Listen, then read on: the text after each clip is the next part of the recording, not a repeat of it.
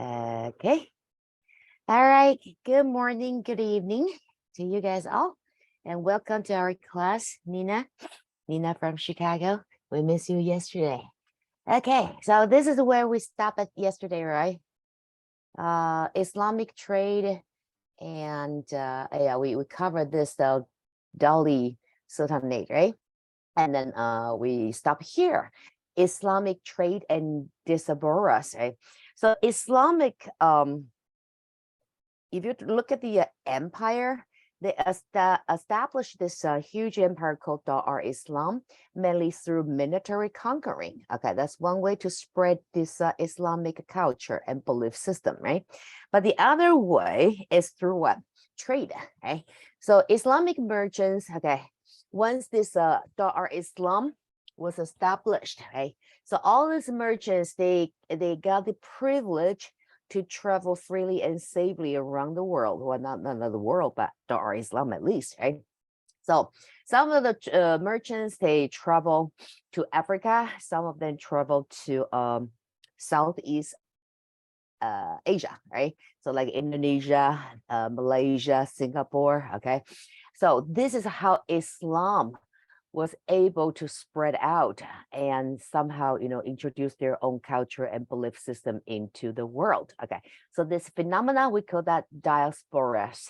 Okay, just like how a plant managed, right, to spread out their descendants, their offsprings. Okay, so that happened between the time of 700 to 1500, right? So exactly when the golden age of Islamic empire. Who remember which caliphate we're talking about? Starting from 700 CE to before somewhere around 12 to 80-ish. So who remember which caliphate we're talking about? The golden age of Islam? I know you can. Yes, Jason? The Umayyad Caliphate. Which one? The Umayyad. The what? I'm sorry. The Umayyad Caliphate. The second one. The Abbasid, right? Is that what you try to say? Abbasid Caliphate? No, I was trying to say the other one. Umayyad? Yeah. Ah, okay.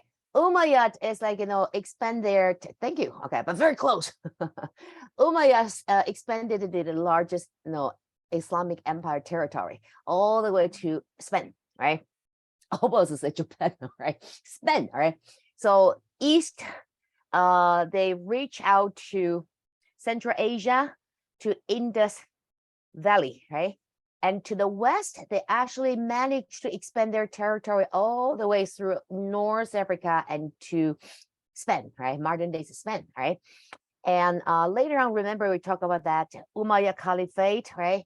The empire, when an empire grows too big, it will be so challenging for the government to control over its own territory, right? So like the Roman Empire, right? They split in 330 CE because they want to prevent this unnecessary, local riots. So might as well just split it, right? So West, Eastern Roman Empire, right? So Umayyad Caliphate could not spare itself from this kind of, pattern, or you can say curse, right? So when this empire grew too big, one of the Islamic family called Abbasid, right? They rose up and they replaced, kind of, you can view that as a civil war, okay, separate from Umayyad Caliphate, right? And established their own called Abbasid Caliphate. That is the beginning of 8th century, right? And the Abbasid Caliphate, we said that it is the golden age of Islamic empire. Who remember why?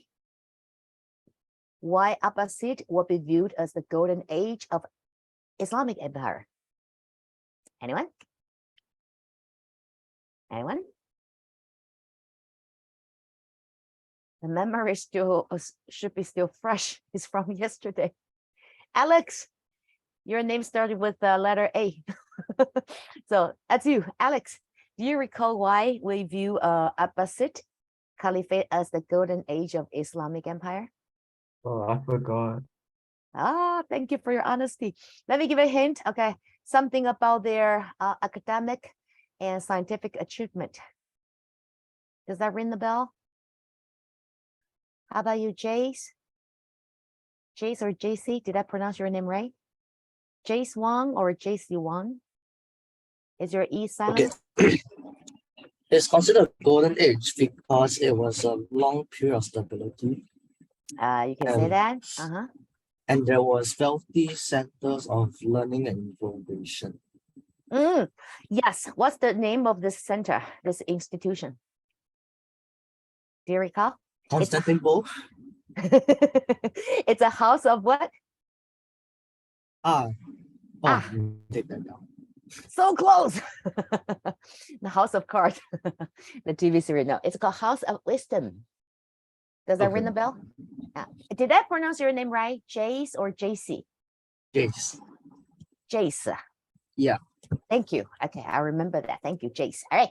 So thank you, Jace. Yes. The long prosperity and stability within the Dar Islam, right? On top of that, the House of Wisdom located in Baghdad, right? Encourage innovation, research, right? Study, invention, right? We actually compare Islam, right, with Europe at that time, remember? So European society was, we'll talk about Europe today, was under this, excuse me, superstitious, medieval dark age, right? Everything was centered by this Roman Catholic Church, right? And then, did we mention that if we get sick that time in Europe, you might as well stay home and hope your immune system can recover your body, right? Instead of calling a doctor, right? Your chance of survival will be much higher, okay? Because the doctor will come to you, and if you had diarrhea, they will say, okay, now your body is possessed by devil, okay? So we gotta cure you by feeding you this live Todd, okay? So the live Todd, is toxic, right? So the tox, don't worry, okay, it will kill the devil inside you. But my question is, what happened to the Todd after that? Right? So that's European, right? So everything is centralized by religion. But Islam, okay, especially in Abbasid Caliphate, they had what? There's a house of wisdom, right? They actually developed this diagnose system, right? So they would diagnose the patient before they will write a prescription. And when they write a prescription, don't worry, it's not like a Viper, okay, or Todd. It will be herbal medicine, right? So Islamic Golden Age, we will say it's Abbasid Caliphate, right? Economic prosperity, scientific achievement, right? And social stability, right? Okay, so Islamic merchant, that kind of makes sense now. Because of this prosperity, these merchants, they can freely and feel safe, right, to travel within the Dar Islam and started to dominate the Indian Ocean trade, right? When Abbasid Caliphate established its root here, okay? So the Indian Ocean trade, okay, is now dominated, even you can say is monopolized by these Islamic merchants, okay? Used to be like, Asian merchants, right? Back to the ancient old Silk Road that time, right? So merchants, they sail along, trading town, of course, right? So forming these diasporic communities, right? So merchants, when they trade, okay, always remind yourself this concept, right? Merchants, when they trade, they do not just trade goods. They also trade what? Ideas, culture, language, belief system, right? So that's how these merchants carry on this mission to spread out Islam even further into the world, right? So spreading Islam along with them, of course. So mosque, that's the term for Islamic temple, all right? So it's called mosque. Mosques were set up, right? Like the locals will often convert to Islam, right? So once you convert to Islam, you're gonna follow what? The 5 pillars, right? So the 5 pillars, the second one, you're gonna what? Pray 5 times a day, right? Towards Mecca, right? So, well, now you convert, that you need a temple to pray, right? So that's mosque being established. So in areas that were not held by a uniform religion, right? So for example, Malaysia, okay, Indonesia, East Africa, right? That's one section where this Islamic merchant managed to spread out Islam and managed to convert local people. And once again, remind yourself, Islam, it's a very benevolent religion. According to Quran, no individual should be forced to convert into a Muslim, all right? Must be volunteer. So these merchants, how did they manage to do so? Easy, provide incentive, right? So you want to trade it with us? We have a different price level, okay? So if you're our own people, right? We're family, then we give you family special discount, right? So the pre-request is you convert. I'm not forcing you, okay? If you want to convert, it's on your own will, right? So that's how these merchants manage to, successfully introduce and convert, people into a Muslim, right? And other disparate community, including the Chinese in Southeast Asia, including Singapore, right? And Philippines, right? So Southeast Asia is a diversity of various religious practice, because this is kind of like, the center of the Asian market trade, right? So for Europeans or Middle East, that time you then take the water route, they're gonna go through Southeast Asia, right? Before they arrive in China or Japan or Korea, right? So the first stop, these Europeans or Middle East merchants arrive would be Southeast Asia. That explains why they're there. We see cultural diversity, right? We have Hinduism, we have Buddhism, we have Islam, okay? And later on, when America colonized the Philippines, and then we have what? Catholicism, Protestant, right? And Jewish communities also move along trade routes in Mediterranean, of course, and along the Silk Road. So this time in Indian Ocean, Silk Road, you see two dominant trading power. One is Islam, the other one is Jewish. And Jewish community is known for their sophisticated skills in trade, right? And they are very united when they are, in foreign land. That's Jewish community. All right, so now let's see. This is the Trans-Saharan trade route, right? So there are three major trade routes back in that time period, in period 1200 to 1450, all right? So the world gradually integrated with each other, either through trade or through military conquering, right? And when we talk about trade, there are three major trade routes. One is Silk Road, right? The oldest one, Silk Road, right? And then we have the other one is the Indian Ocean, right? And the third one is right here. It's called Trans-Saharan trade route. So Trans-Saharan trade route is, centralized here, kind of, centered in this Mediterranean Sea. So Europe, they're on the north side of this Mediterranean Sea, right? And Arabic merchants, they can travel through land, well, actually through deserts, right? Sahara Desert, right? And then with their camel, right? And they would arrive in West Africa, or other merchants from Spain. Don't forget, Spain was Islamized at that time during Umayyad Caliphate, right? So merchants from Spain, they can cross this Iberian Strait and arrive in modern day Morocco. And from there, they can go down south through this Sahara desert, right? And arrive in West Africa. Why everybody came to West Africa? Oh, because this is where the development you can find, right? We have various kingdoms, right? So among which this one, Mali, standing out, right? So Mali, they converted, the leader, the ruler of Mali actually converted into a Muslim himself. And later on, his subjects followed. So Mali became a Islamic state, all right? Abbasid, yes, thank you, Nina. Yes, sorry, I just saw that. All right, so the ruler of Mali, you probably heard about his name. It's called Mansa Musa. Mansa Musa. So Mansa Musa, what's so special about Mansa Musa? Since he converted to a Muslim, right? So he gonna honor these 5 pillars, and among which is what? To giving alms to people in need, right? Also pay the pilgrimage to Mecca, right? Deja vu. Did we talk about that yesterday? Anywho, as a refresh, okay, of your memory. So Mansa Musa, he actually did it. So on during his journey, he traveled from here, Mali, right, to Mecca here, right? So along the way, whoever he encountered with, he would just give away gold he carried. He carried gold on purpose on his camel because he want to honor these 5 pillars, right? So even strangers, he just encounters that, okay, here's the gold for you. And when he arrived in Cairo, Egypt, he really gave everybody gold to a point there is an inflation in Egypt because the circulation of gold is way too much, and then the price level goes up, right? And then eventually he arrived in Mecca, right? So that's how devoted he was, right? So Mensa Musa of Mali, and then Muslim took hold of education, West Africa, of course, right? So they built 150 plus Quranic schools in Timbuktu, all right? Do we have that here?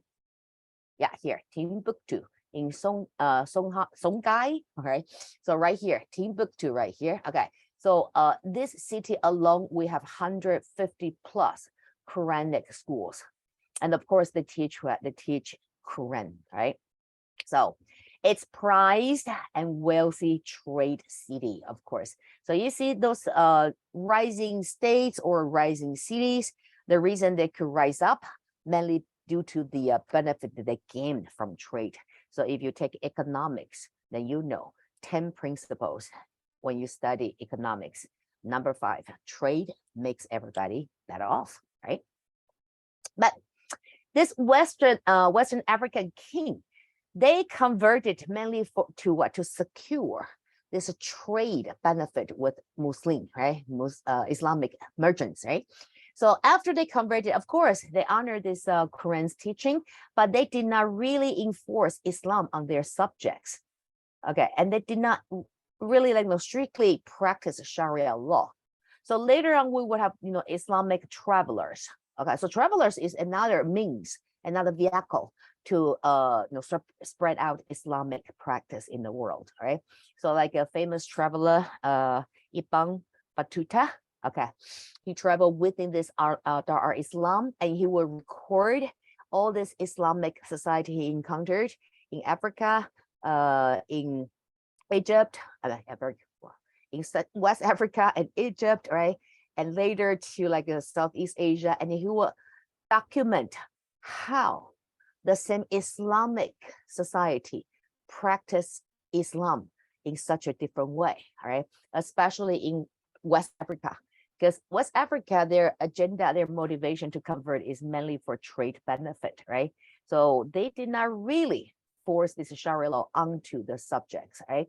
So in that case, you will see Islamic African ladies, they would not wear veil in public, and they would not be shy to have a party with men, all right? And they would travel alone without a male company, all right? And all those conducts are not consistent with Sharia law or Quran's teaching, all right? So that surprised Ibn Battuta big time, all right? Anywho, but he was kind of open-minded and just document that and did not criticize the local people, right? So they did not even impose this Arab culture. Remember, we talked about Islamized versus Arabized, right? So Western Africa fit into Islamized, but certainly not Arabized, because they kept their own culture and they kept their own language, right? So like women not hidden away, right? Important key to note is that here in this state, Islamic law was not enforced on the general population, right? So locals could practice as they wish, right? So you can still worship your own God if you want to, right? Now, here comes the golden age of Islam, right? That would be the House of Wisdom right here. House of Wisdom, okay. So government supported institution, encourage all these great minds to spend their study, their research in this House of Wisdom in Baghdad, right? All your costs, your expense covered, don't worry, right? So you can concentrate in your study. So they actually achieved quite a lot though. So Islamic mathematician, okay, all right, and they use this Indian numeric symbols, right? So Indian numerical symbols, of course, invented by India, right? But later on being adopted by Islam to develop this algebra. My nightmare. Okay. And here we have Nasser Ardin Altu. Okay. As a Persian mathematician, even though he's a Persian but converted into Muslim, right? He created this not nightmare, trigonometry, right? So Islam, Muslim, okay, Islamic scholars, they're known for their reputation in good with numbers, right? Just like Indian scholars. Okay. Also, that's it. That kind of stereotype. I won't say prejudice, but it's a stereotype, right? So stereotype is you study in America, you probably already noticed that, right? Asian students are so good with numbers. Chinese, right? Indians, right? And Middle East Muslims are so good with numbers. You probably can calculate in your head, right? I can't. I used to, okay, do that, but not anymore because now I'm lazy. I have a calculator. Okay. They also borrowed this heavily from Greek and Indian ideas of medicine, right? So Greek and Indian, they focus on logic, okay, logic, and try to decipher the world with logical reasoning, with evidence, right? Unlike medieval Europe, everything is explained by religion, right? Through Bible teaching, right? So you see, so far, Islamic community, society, they are pretty open-minded, right? They did not, criticize or look down upon other culture. Instead, they learn from other culture, right? So they learn from India, they learn from Greece, right? So they invented this, medical system, right? Diagnose and herbal medicine, and preserved and transferred Greco-Roman science, right? So the ancient Greek culture and Roman culture actually was considered more advanced than later on medieval Europe. Okay, we keep saying Europe, the Dark Age, right? Because they're considered as irrelevant to the world, right? And this philosophy in libraries, right? Like House of Wisdom, of course, in Baghdad, right? But too bad when this Abbasid Caliphate later failed to Mongol in 1258. Remember the timeline we talked about when we introduced Islam, right? So Islam started in 622 by Muhammad, right? And within 10 years, by 632, he united pretty much, 2/3 of the Arabia world, right? And the first 4 caliphs continued to spread this Islamic influence outside the Arabian Peninsula, right? Including Persia, and then reach out to this Central Asia, right? Those Turkish society, right? And then even to the North Africa, including Egypt, right? And then we have the first empire, right? Umayyad Caliphate, reach out all the way to Spain, right? And then we have Abbasid, kind of separate from this Umayyad Caliphate and establish their own empires called Abbasid Caliphate. So far, it's like, the Islamic community society was like a blessed by Allah, right? They become so invincible, and they did. But by 1258, right, the rise of Mongol changed everything. So the fall of Abbasid Caliphate to Mongol and this Islamic rule in Asia. Okay, but Mongol did not last long though, 1 century give or take, and then Mongol failed, right? So who rise up again? Islam. All right, which one? Ottoman, right? Ottoman Empire, right? So Islamic Empire, they have I remember that. It's the roller coaster, right? So they have their rising up, and then their apex, and then they have the declining. But once again, they rise up after the Mongol Empire failed, right? So Islamic medicine built upon nearly like a treatment methods, right? So it's a treatment. And they learned to correctly diagnose many diseases, especially measles and smallpox, right? Because you can see the symptom on the skin, right? And they also have these methods for treatment, right? and much advanced than Europe, right? Started the first hospital. They started the first hospitals, and even better, they have traveling clinics. Is that so? The medicine, okay, industry was considered as like never before, okay, in history. Not only they have hospitals and they use science to diagnose the patient, and they treated their patient with herbal medicine. They even have traveling clinics, all right? So life in this Dar Islam was, pretty ideal at that time, right? And literature concern, we have this. I'm trying to pronounce this term, right? Aisha APWHM, all right? Who is she? She was a Sufi. What is Sufi? Sufi is also a Muslim, okay? But a more open-minded Muslim. Not even try to influence people he or she encounter and try to convert this individual, okay? Instead, if it's a Sufi Muslim, they kind of tend to more tolerant to the religion diversity, okay? They even adopt some of the merits from other religion practice, all right? So that is called Sufi Muslim, all right? So a Sufi master and a poet, right? It's a she, right? She actually recorded her own views in writing, right? And composing the most of any Arabic woman before 20th century. So before 20th century, she actually set the record and kept the record as the female poet, okay, and produced the most writing, including poems and her diary, essays, everything, right?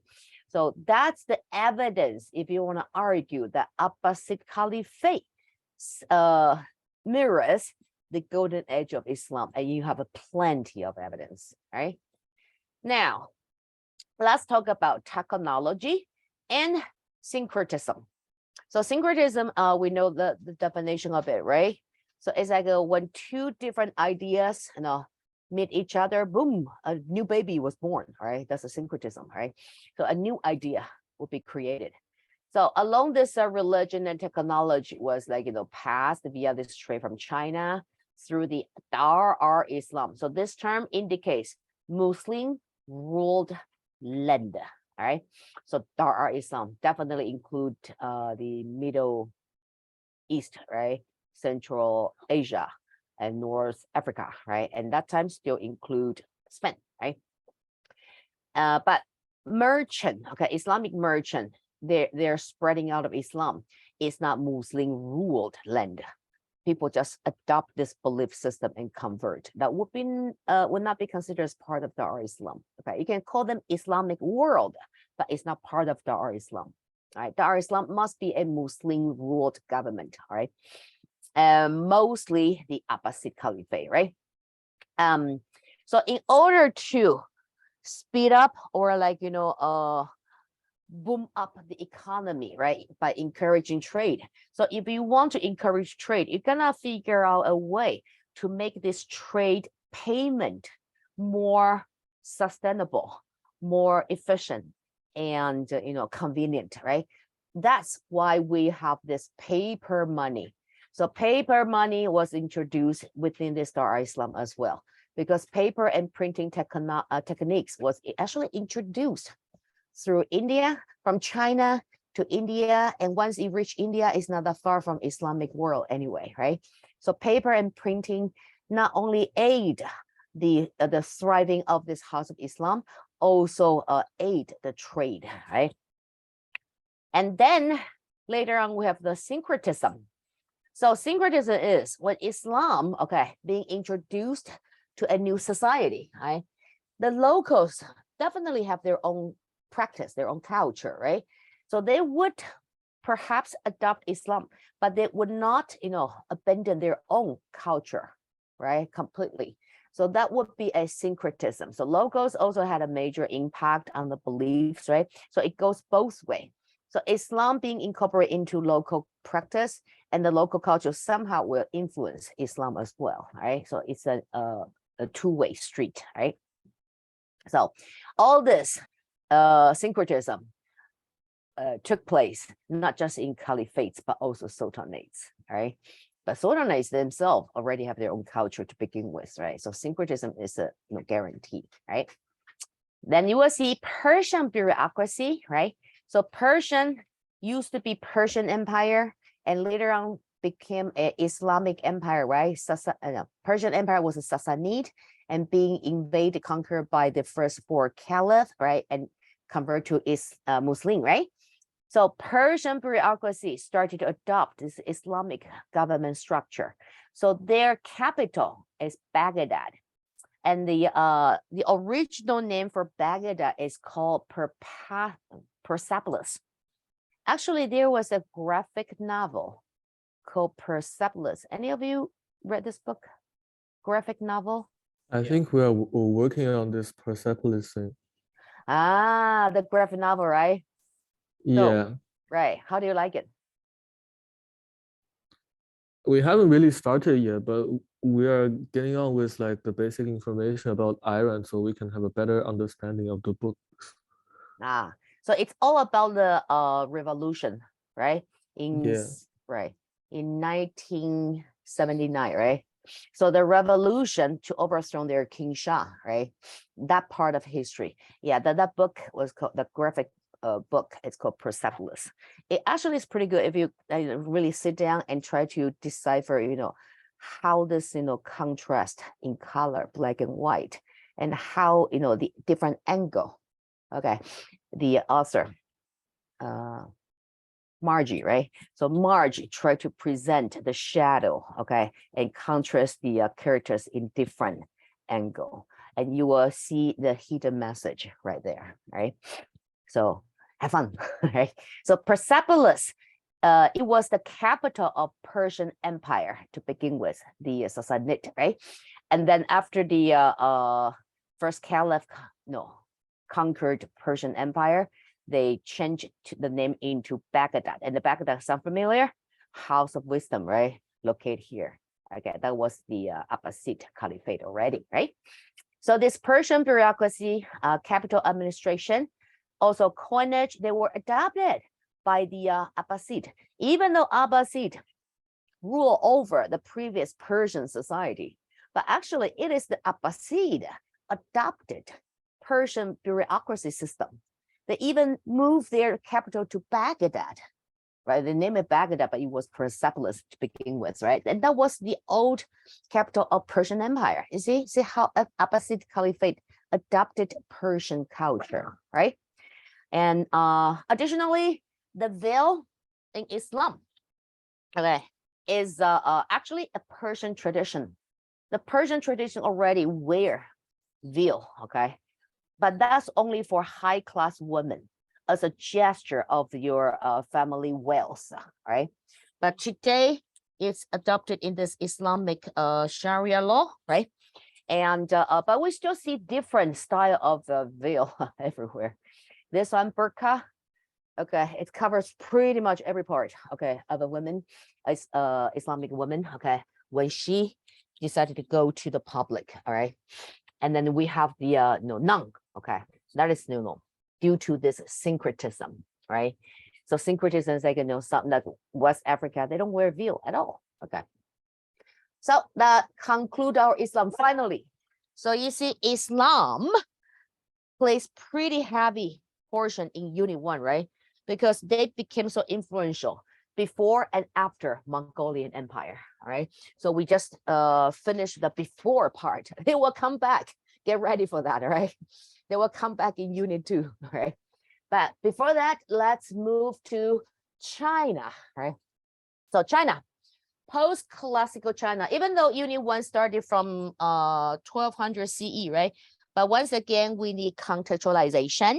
So in this case, we're gonna push the timeline all the way back to Sui dynasty, right? So when was the Sui dynasty? 581, reunite China, right? After the chaos, right? So Qing Han, Sui Han, right? So Han being divided as the three kingdom era, right? That was the fall of Shihan and then the Donghan, right? But Sui once again reunited China. So we push all the way back to Sui because ever since Sui dynasty, China was never being divided again. It was always a united government, centralized government, okay? And called dynasty. Why is called dynasty, not empire? You can call China, any dynasty can qualify as an empire, okay? But dynasty is more specific. So if you say this is a dynasty, that means the government is ruled by a single family, all right? And the crown, not crown, the authority, the power, okay, would be inherited from generation to generation within this family only. So if that's the government structure, then we call this government a dynasty, all right? But any dynasty in China, you can qualify them as an empire. So how do we qualify a state as empire? There are a few requirements. Okay, number one, an empire must have a centralized government, must, right? Centralized government, right? So tributary system doesn't count, all right? Number two, this empire must constantly expand their territory, all right? Number three, since they're constantly expanding their territory, that means what? They will conquer more and more foreign people, right? That means this empire, within this empire, there are diversity in ethnic, all right? So must qualify these three requirements in order to call an empire. So let's examine any dynasty in Chinese history, all right? Let's go backwards. Qing dynasty, centralized government, yeah, in Beijing, right? And constantly expand their territory, yep, starting from Beijing, right? And march down south, right? The Sanfan, right? And then constantly extend the territory to the west, right? So check. Ethnic diversity, oh yeah, all right. So the government itself is a Manchurian, right? So 爱新觉罗, right? And then rule over Han, not just Han, right? Han Man Mo Hui Zhang, right? You name it, okay? So that's an empire, all right? But anyway, let's go back to this Chinese dynasty, right? So dynasty starting from Sui, they're pretty essential because after Sui, no more, chaos in China, all right? History is always a centralized government, all right? Different thing is which family is in charge, right? So other than this, reunite China, after this post-Han warring periods, right? They also did something very important to the following dynasties. Sui built this Grand Canal, all right?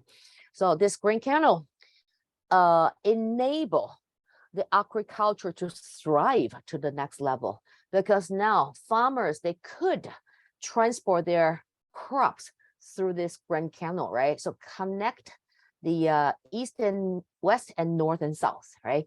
So further boom up Chinese economy, right? And after Sui, we have Tang, right? So Tang Dynasty, 618 to 907. You do not need to remember all these years, specifically. You just need to know the timeline, give or take, roughly, right? So Tang Dynasty, what's so special about Tang? It became a symbol to refer to modern days Chinese society, right? Like if you visit any Chinatown in America or in Europe, it's translated into Tangrenjie, right? So Tangren. And also we have Tangzhuang, right? So Tang become a symbol to refer to Chinese, right? Why? Because we have the golden age of Chinese history. That would be Tang and Song, all right? So Tang established lasting state system, right? Lasting, because look at Sui, that's how many years? 35, right? 35 years, right? And this a state system long lasting, so it's almost 3 centuries, right? So expanded borders. Tang is known for their military power, right? And constantly challenge the border. They call barbarians, right? And opposed Buddhism. Oh, Tang opposed Buddhism. Not like, right away. When Buddhism was first introduced to Tang Dynasty, the Tang government was actually pretty open-minded, okay, and allow Buddhists to practice their own belief system. But later on, Tang government changed the attitude and started to oppose Buddhism with this ethics of Buddhism. We'll talk about that later, right? And then we have Song, right? So Tang Dynasty felt due to their own internal conflicts, right? And then Song Dynasty rose up, Zhao Guangyi, right? So Song Dynasty learned from the mistake that Tang Dynasty made, right? Because you focus way too much on your military expansion, right? And you financially support your armies too much. And as a result, they turn against you, right? And overthrow you, right? So Song Dynasty learned from that experience, right? So they actually undercut the budget for military and instead expand their bureaucracy system, right?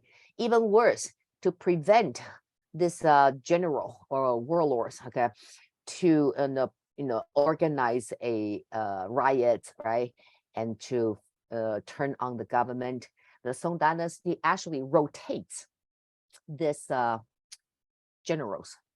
So the general will be commanding one particular army for a certain period of time, like a half a year, and then you're gonna relocate to another army, okay, another troops. So the connection, okay, between the commander, the general, and the soldiers is very weak. So that makes Song's military power very vulnerable. But at least no, they don't have to worry about internal, riots, right? So Song Dynasty, what's so special? Oh, Song Dynasty fit into our period one, right? So Song Dynasty incorporated Neo-Confucianism, right? So Neo means new. So Neo-Confucianism is that you add something to the old Confucianism, right? And what is the new part? It's the Buddhism and Taoism. Buddhism and Taoism, right? So three belief systems together, we call that Neo-Confucianism, all right? So Neo-Confucianism enhanced this Song Dynasty also enhanced this commercialization and trade. Song really focus on trade. That's how Song claim its prosperity. So Tang Song become these two dynasty will be identified as the golden age of Chinese history, right? Also, there's one very weird practice called institute with food binding. Okay, we'll see photos later. And then after Song, China experienced the very first time that was a foreign ruler, right? So why we call Yuan Dynasty a foreign ruler? Because Yuan Dynasty was a Mongolian government, right? And China, when we talk about China, we refers to Han people, right? Starting from Han Dynasty, right? So Han people. That's why we have a Hanfu, right? Okay. Da Han, right? Okay. So Han become the identity of the majority of the population in China. So China, okay, if you refer to China, what's the nation or ethnic that dominate Chinese society? You would say Han, right? And then if you look at back, Sui, Tang, Song, they're all Han government, right? But Yuan is a Mongolian government, right? So Kublai Khan and Mongol rule, right? So in this case, Chinese history for the first time experienced this foreign ruler, right? And Mongolian Empire, this Yuan Dynasty, right, did not last long, less than a century. Is that right? Yeah, less than almost a century. Right, 3 more years they will make it. And then Yuan fell to Ming Dynasty, right? So Ming Dynasty, once again, Chinese rule. Yeah, Chinese rule because it's a Han family, right? Zhu Yuanzhang, right? So Chinese Zhu family rule over Chinese people. That would be, a tradition to be considered, right? So Ming overthrown Yuan, right? So Ming still in our period 1, right? And cross all the way to period 2 because period 2 started in 1450, right? That's why we started from Sui because they are so important. They established, they reunited China, and ever since then, never divided again. Okay, and Tang, Song, Yuan, Ming. Okay, so these are the 5 dynasties that fit into our period 1, 1200 to 1450, right? And with the contextualization and foreshadowing, all right? Okay, so now let's take a look one by one. This is Sui. Okay, So the green part is the Sui dynasty right here. All right. And this is the Grand Canal, okay, to connect north and south. And then we have Tang. Look, we talk about Tang constantly expand its territory, right? Known for their combative spirit. So Tang dynasty managed to expand Chinese territory all the way to Tibet, Tian Shan right here, right? That's Tang. And that enabled this Silk Road to thrive again, right? And later on, we have a Song dynasty. Song dynasty undercut the budget of their military, right? So that somehow, the territory shrink a little bit. Okay, so this is a Song dynasty, all right? But still, economic thrive, okay, prosperity. Military concern, not so strong, but economic concern, very successful, right? So let's start it from Tang dynasty, right? So Tang dynasty, we talk about the anti-Buddhism, right? So here we have edicts on Buddhism around 800s. So we gotta come to ask ourselves, how come the Tang government changed their attitude towards Buddhism? At first, they're pretty cool, right? Sure, welcome, right? But later on, they said, no, you're no longer welcome for two reasons. Right? Why? Number one, Tang dynasty continue to practice Confucianism. And later Song dynasty will become Neo-Confucianism, right? So Confucianism was a convenient way for the government to maintain social order, right? Because of this 5 most important relationship. Each one indicates obedience, respect to your superior, right? So a son will respect and obey his father, right? A wife will respect and obey her husband, right? Etc. Right? So this 5 most important relationship already established this so-called kind of like a social caste system, but not exactly the same, right? So in this case, the superior possess the higher status in this society, right? Social status. So in that case, emperor definitely sit on the top, right? So if you are a devoted believer in Confucianism, you would not challenge your parents, right? Not to mention challenge your emperor, right? So Confucianism became a very convenient tool for Chinese government to rule over the people, right? But Buddhism, on the other hand, promote the idea of equality, right? Equality, not just among human society though, all lives, right? All lives. If you encounter with Buddhism, you probably heard this in Chinese, that 众生平等, right? So equality, not just within human society, right? So this kind of concept was, of course, very appealing to the general society, especially the poor family households, right? Because they suffer the most and they did not have any rights in this society, right? So in that case, Buddhism, when they arrive in China, okay, and this concept called equality, not just human being, but all lives. So it was so appealing to the lower class households, right? So Buddhism, all of a sudden, right, started to spread out in China, right?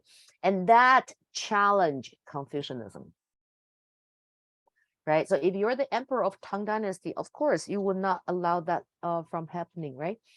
And that's one reason. Second reason is what? Second reason is the Tang Dynasty, we talk about that, constantly expanded its territory, right? Very combative, right? And through what? Military force, right? And wars, they are very expensive, right? So the government need to generate more revenue to support all the wars, right? They commissioned. And government's revenue mainly comes from taxation. Okay, and Buddhism, they come to China, introduce themselves as a religion, right? So they have their temples. And all religions, they are exempt from paying tax. Still true today though. Churches, they don't have to pay tax. Okay, because they're non-profit organization, right? So that Buddhist temple, they do not have to pay tax, but they occupy land to build their temples, right? So that will eat out Tang government's tax revenue. And that's another reason why Tang government all of a sudden changed their attitude and started to oppress Buddhism. All right. So enough of this Buddhism. Okay, so edits on Buddhism in 800s.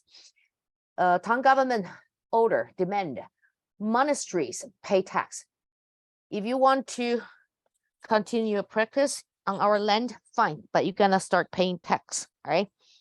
And then destroyed shrines and idols, right? And eradicate this Buddhism in China. Okay. Ignore that, please. All right, now let's talk about Tang Dynasty. So prosperity, right? And the population grew big time, mainly because Tang so powerful. It attracted the neighboring states to pay their tribute to Tang government. All right. So when we say tribute, we mean what? You bring whatever you feel is so valuable from your own hometown, and then as a gift to this powerful state such as Tang Dynasty, right? And for what? For protection, right? So if you are not secure about your surrounding, right, you may have a foreign invasion. Foreign power may try to take you down. In this case, if you can find a protectorate, okay, in this case it will be Tang Dynasty, right? So if Tang Dynasty agree to protect you, right, then you don't have nothing to worry about, right? That's called tributary system. So first agenda is to seek for protection from Tang Dynasty.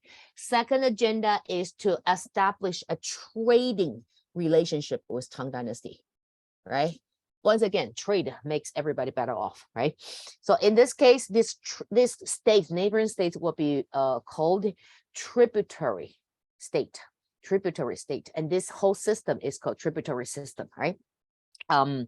So who tribute to Tang Dynasty? Japan, Korea, Vietnam, right? So Vietnam in particular, they introduced their crop called champa rice to Tang government. What's so special about champa rice? This crop can resist drought. If you have no rainfall for a month, you can still expect this crop to grow, all right? Also, you can have 3 harvests a year, not 2, but 3, all right? So this champa rice being introduced to Tang Dynasty enable this society to access more food, right? Because 3 harvests, right? And history principle, more food equals to more babies. More babies equals to higher population, right? So Tang's population grew big time. And Tang was still a agricultural society, right? So their productivity rely heavily upon the population, right? You need labor force, right? So this champa rice lead to the population growth in Tang Dynasty that lead to the further economic development for Tang Dynasty, all right? And then Japan also came, all right? And Japan came, trade and seek for protection. But on top of that, Japan tried to learn from Chinese system, right? So Japan actually copy paste Chang'an, the capital city of Tang, okay, back to Japan.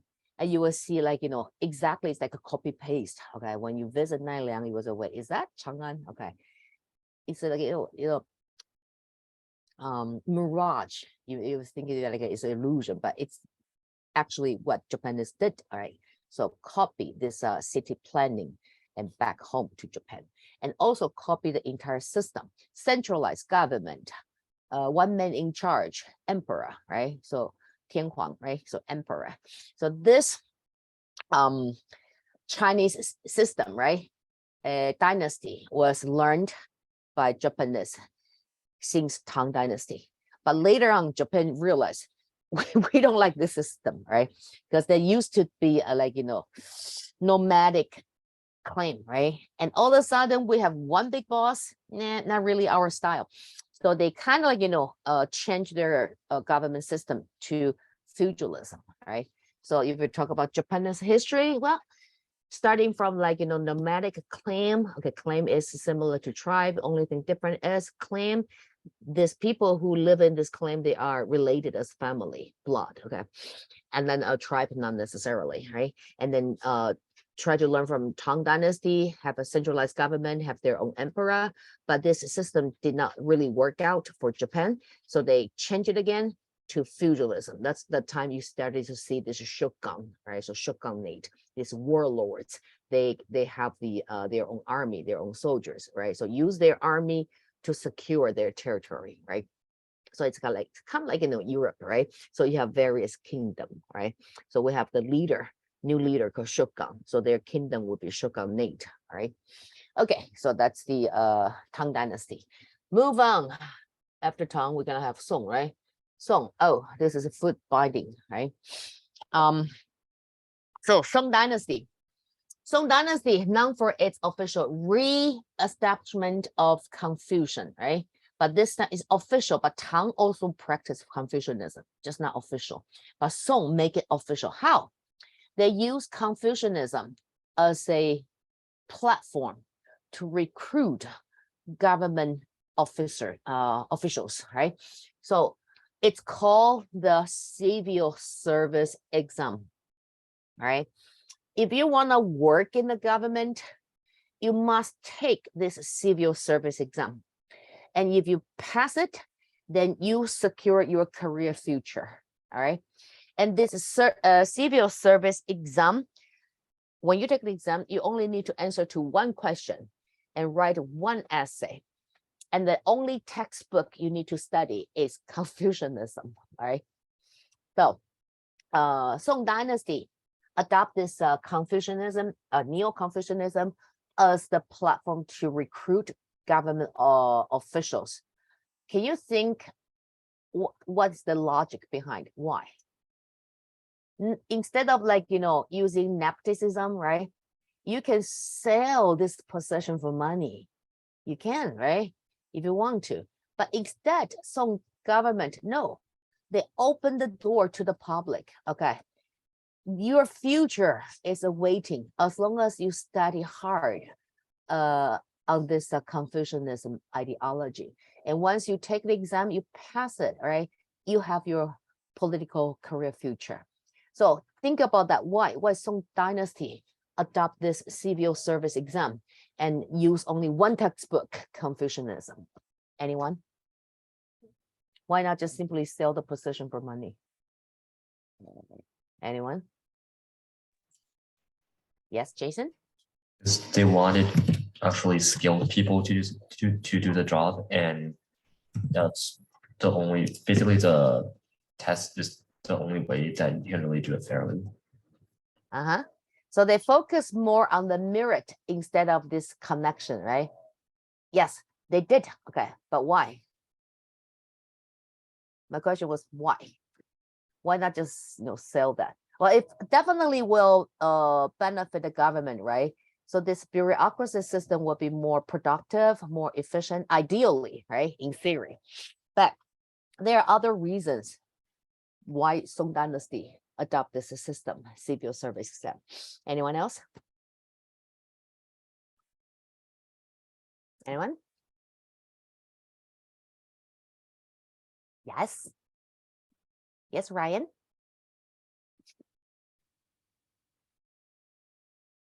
Hello? Still cannot hear you. All right. How about Nina? Nina, are you there? Did not get a chance to talk to you yesterday. Are you there? Yes. Hey, Nina, from Chicago, right?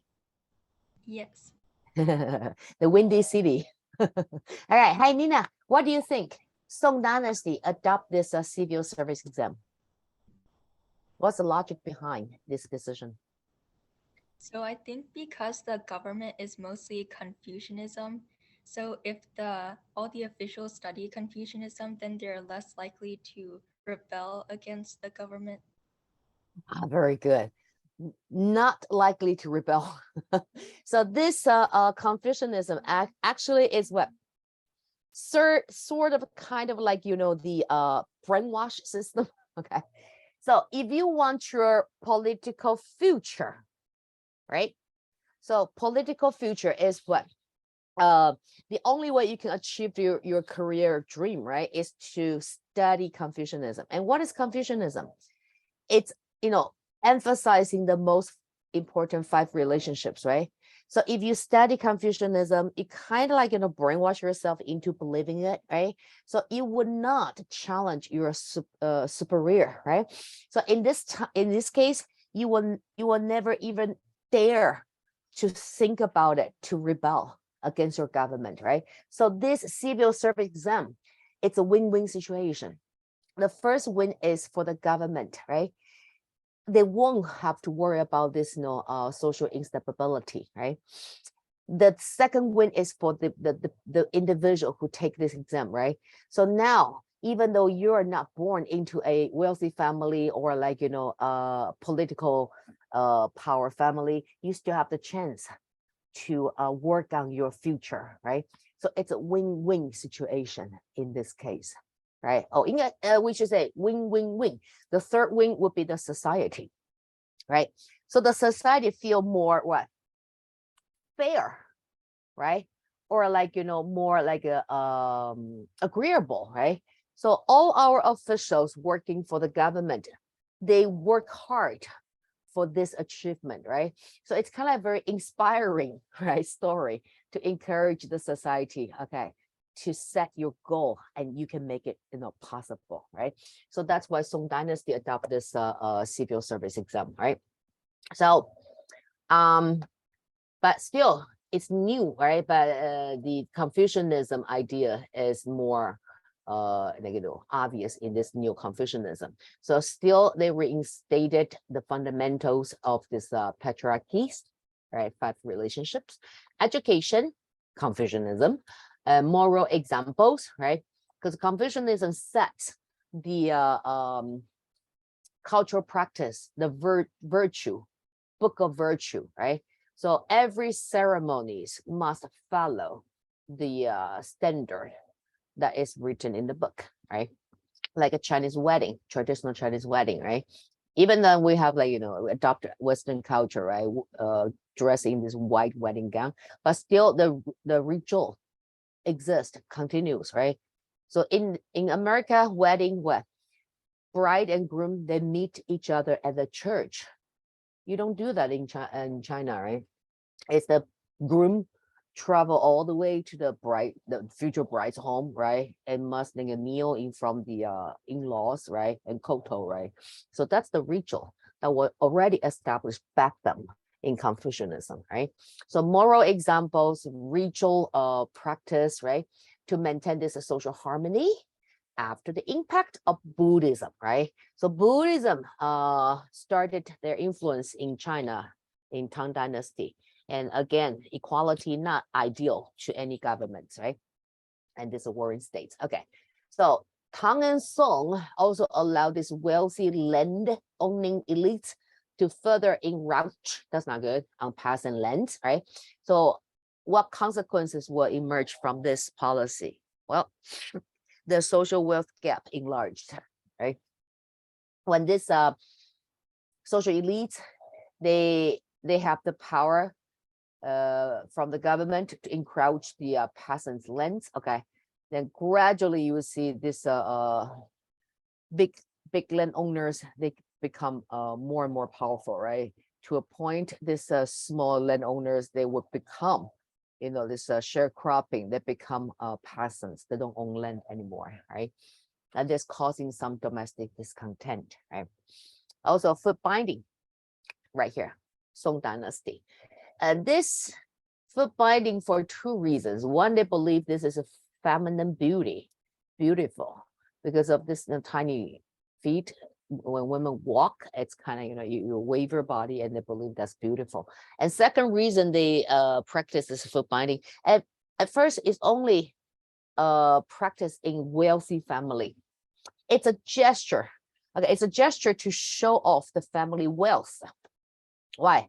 Because if a woman find their feet like that, there's no way she can, work on the field, right? So that means what?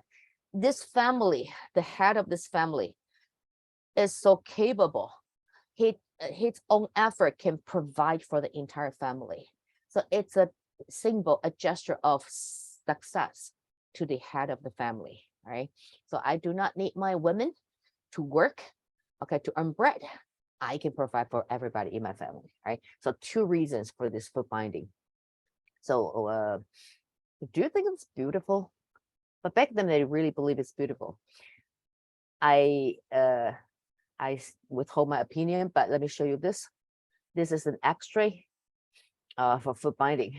Okay, you see how this deform took place after years of a foot binding. All right, so this is not a normal human feet anymore, right? Actually, my great grandparents, that's their generation, they still have this foot binding practice back in Taiwan. All right, that's Song Dynasty. Now let's talk about commercialization. Ming Dynasty, right? So Tang Song together were viewed as this golden age of Chinese history, right? And then this foreign invader Mongol kind of end this Han people's rule, right? So we have Yuan Dynasty, and after Yuan Dynasty, Ming revived Han people's rule, right? And Ming Dynasty is known for its commercialization. Something like the Song Dynasty, all right? So this commercialization is what? This Admiral Zheng He, that's him. He actually took 7 voyages, all right, and trade. Well, not necessarily trade. Ming Dynasty want to boost up how rich the country is. So actually, Admiral Zheng He, his mission was to boost up the reputation of China. And China was known as Middle Kingdom, starting from Tang and Song, okay? Golden age of China, right? So Tang and Song started to call China as Middle Kingdom. So Middle Kingdom indicates what? China is the center of civilization and it's the role model for the rest of the world, right? So that's why it's called Middle Kingdom, right? And Ming Dynasty want to once again promote this idea of Middle Kingdom. So Admiral Zheng He, his voyage, actually is not really trying to make a profit from trade. It's more like, to give away gifts, okay? Just like a Santa Claus, right? So wherever he went, okay, he just, unload the gift to the local people. And of course, the local people were in return, okay, gave Zheng He whatever they feel so proud of, right? Can represent their identity. So during this 7 voyage, Zheng He actually collect a whole bunch novelties as far as East Africa, okay? And when he returned, you know what he brought back to Ming Dynasty? He brought back not just food, crops, manufactured goods, also animals. He actually brought back a giraffe. So that was the first time Chinese people were introduced to giraffe. Never seen such an animal with such long neck, right? And then all this, exotic animals being brought back to China. So the emperor decided to build a zoo within the palace, right? And then keep this, foreign animals. But it become more and more because Zheng He brought back home more different animals. So to a point, Ming Dynasty decided, okay, we're gonna open up this zoo to the public. So the people would know how strong, how powerful your country is. So that would be our very first public zoo in Chinese history. That's in Ming Dynasty, right? So all this just to give you an idea, an image, how prosperative Ming Dynasty was, right? They can send out a Santa Claus to give away gifts, right? That so Song Dynasty cultivate this certain competitive industry. Okay, Song, if you wanna argue that China actually industrialized before Britain did. You can say that because Song Dynasty already started this industrialization, right? Like iron, right? So Song Dynasty already started to use iron to make tools for cooking, tools for building, tool for war, okay? So iron to flourish in some regions, right? Also setting up its opposite of strict government regulate and monopolized production and trading others, right? So basically what we're trying to say here is Song Dynasty already possessed the know-how, okay, the technology to mine iron and use iron to make tools, all right, in battlefield for weapon, household for cookingware, and then public infrastructure for buildings, all right? So that's way before British industrialization. British did not start their industrialization until 740-ish, right? And so Dynasty did that in the early 11th century, right? And accompanying the widespread printing of paper money, once again, paper money, right? So that will make the merchants traveling easier and safer, right? Was the beginning of what one might call this early Chinese Industrial Revolution, you see? So from iron, now upgrade to steel, right? Steel, it's more durable, right? But it's difficult to, make iron into steel. It requires, your skills, your know-how, and it's very labor intense industry. But once you produce steel, you can better, utilize this in your boat building, you see, all right? So Song Dynasty already industrialized, okay, but not, as large scale as British industrialization in later 18th century, okay. And this smelting process of using huge bellows, that's how they make iron into steel, right? So this industrialization, right? How about the source of energy, the power? Well, it's rely on this water wheels. That's before the invention of a steam engine, right? Before the invention of steam engine, Europeans also rely on this water wheel as the source of power to operate the machine, right? So it's the Song Dynasty, the industry was so flourish, and then they need raw material to support this industrialization, right? So you see this massive amounts of charcoal were used in this production process, meaning what? Charcoal, it's gonna produce carbon dioxide, right? So pollute the air. And also this wide range of deforestation in northern China. Why? You're gonna build boats, build houses, you see? Okay, so this industrialization already, that time maybe people did not really concern about it because natural resource was still abundant, right? But modern days, we will try to be careful, right? So we have a preservationism and conservationism, right? Both parties, they're environmental friendly, right? Environmentalists. So they would argue that industrialization really, at first, it make human society's life better, but at what cost? At the future generations surviving, right? So extreme weather this year, right? So that could be your evidence to argue against, the contribution from industrialization, right? But back then in Song Dynasty, people did not concern that much because nature resource still very abundant, right? So Song Dynasty actively promoted overseas trade, right? Zheng He engaged with over 50 various states. So Song Dynasty traded with 50 different foreign states, including as far as Egypt, right? Japan, Korea, India, right? And so on. Well, so since Song Dynasty was busy trading with foreign states, they want to promote this overseas trade, right? And maximize government profit. That is not the economic theory today, right?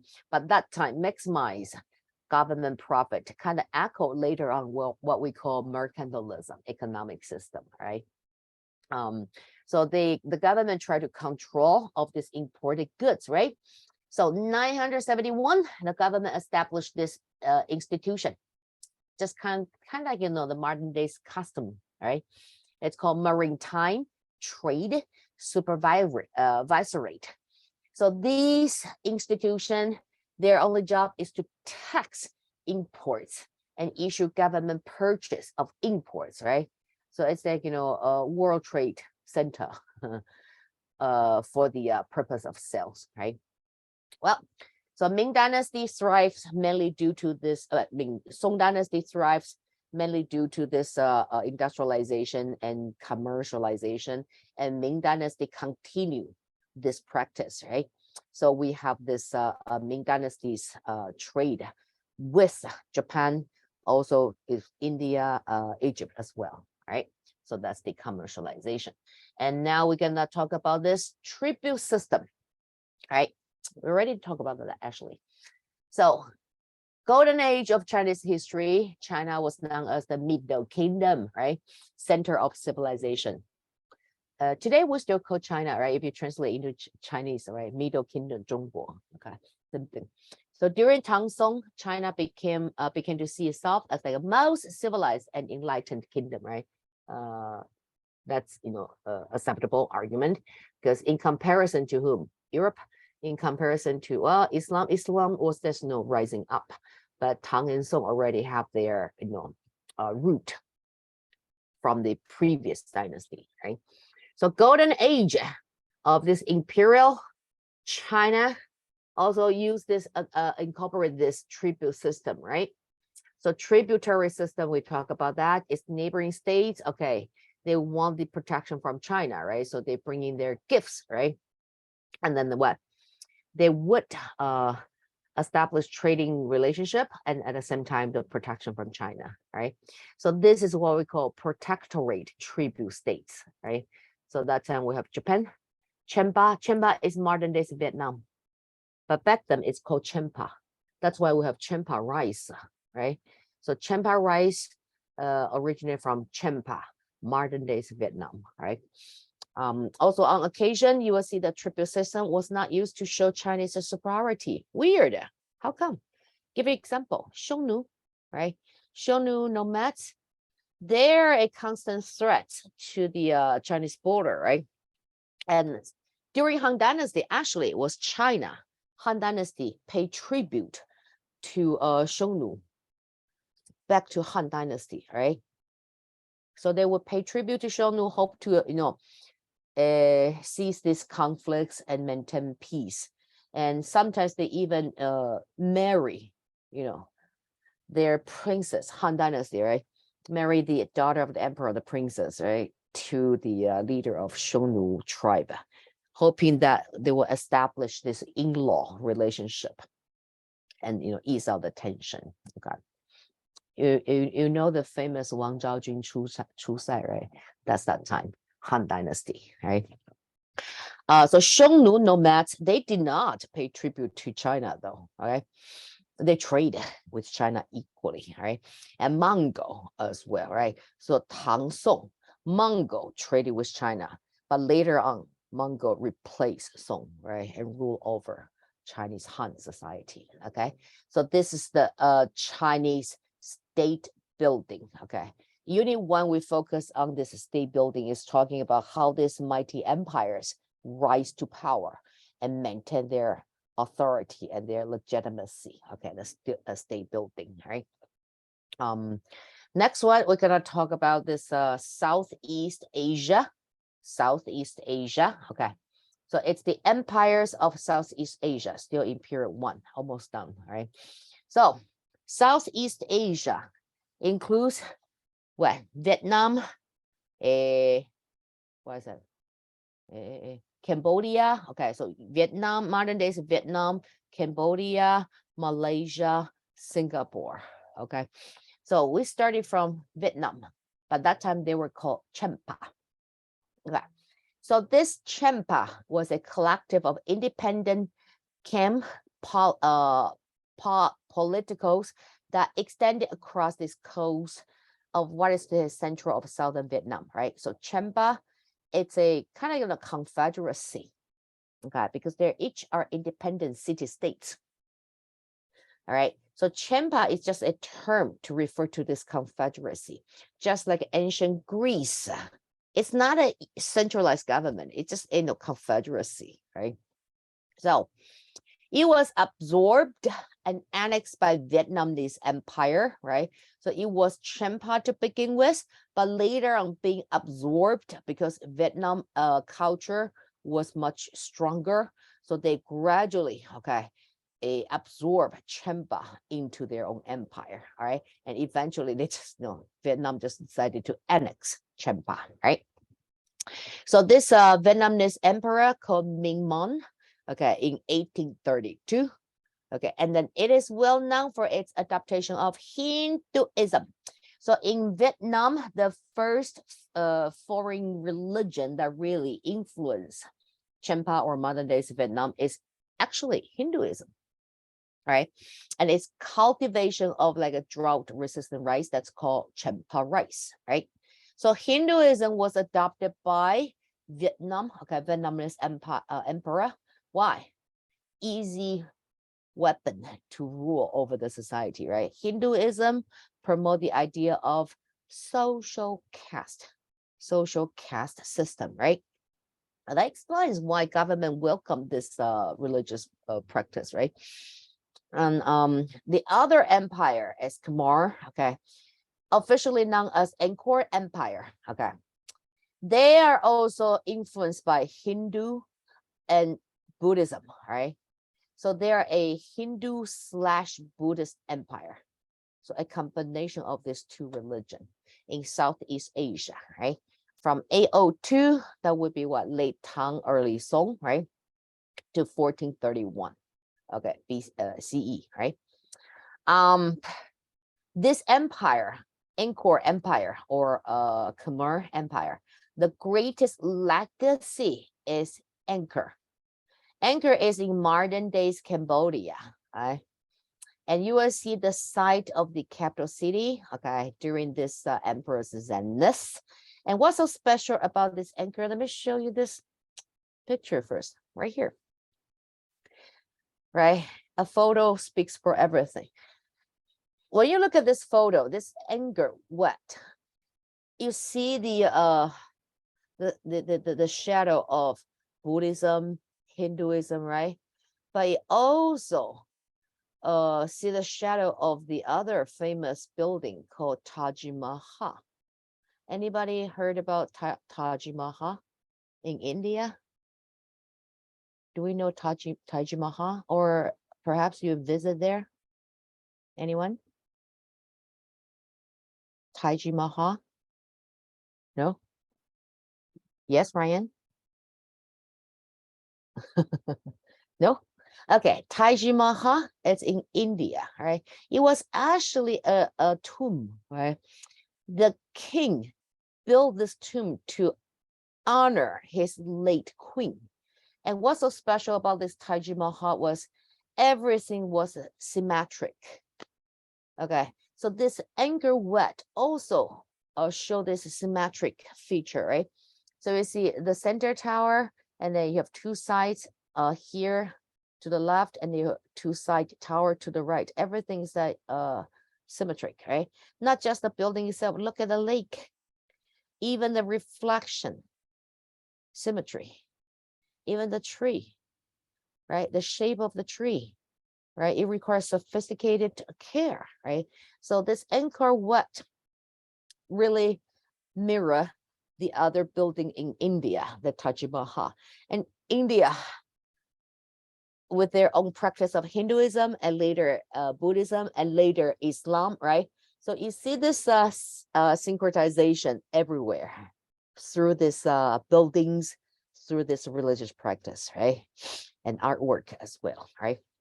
So modern days Cambodia, also known as that time, right?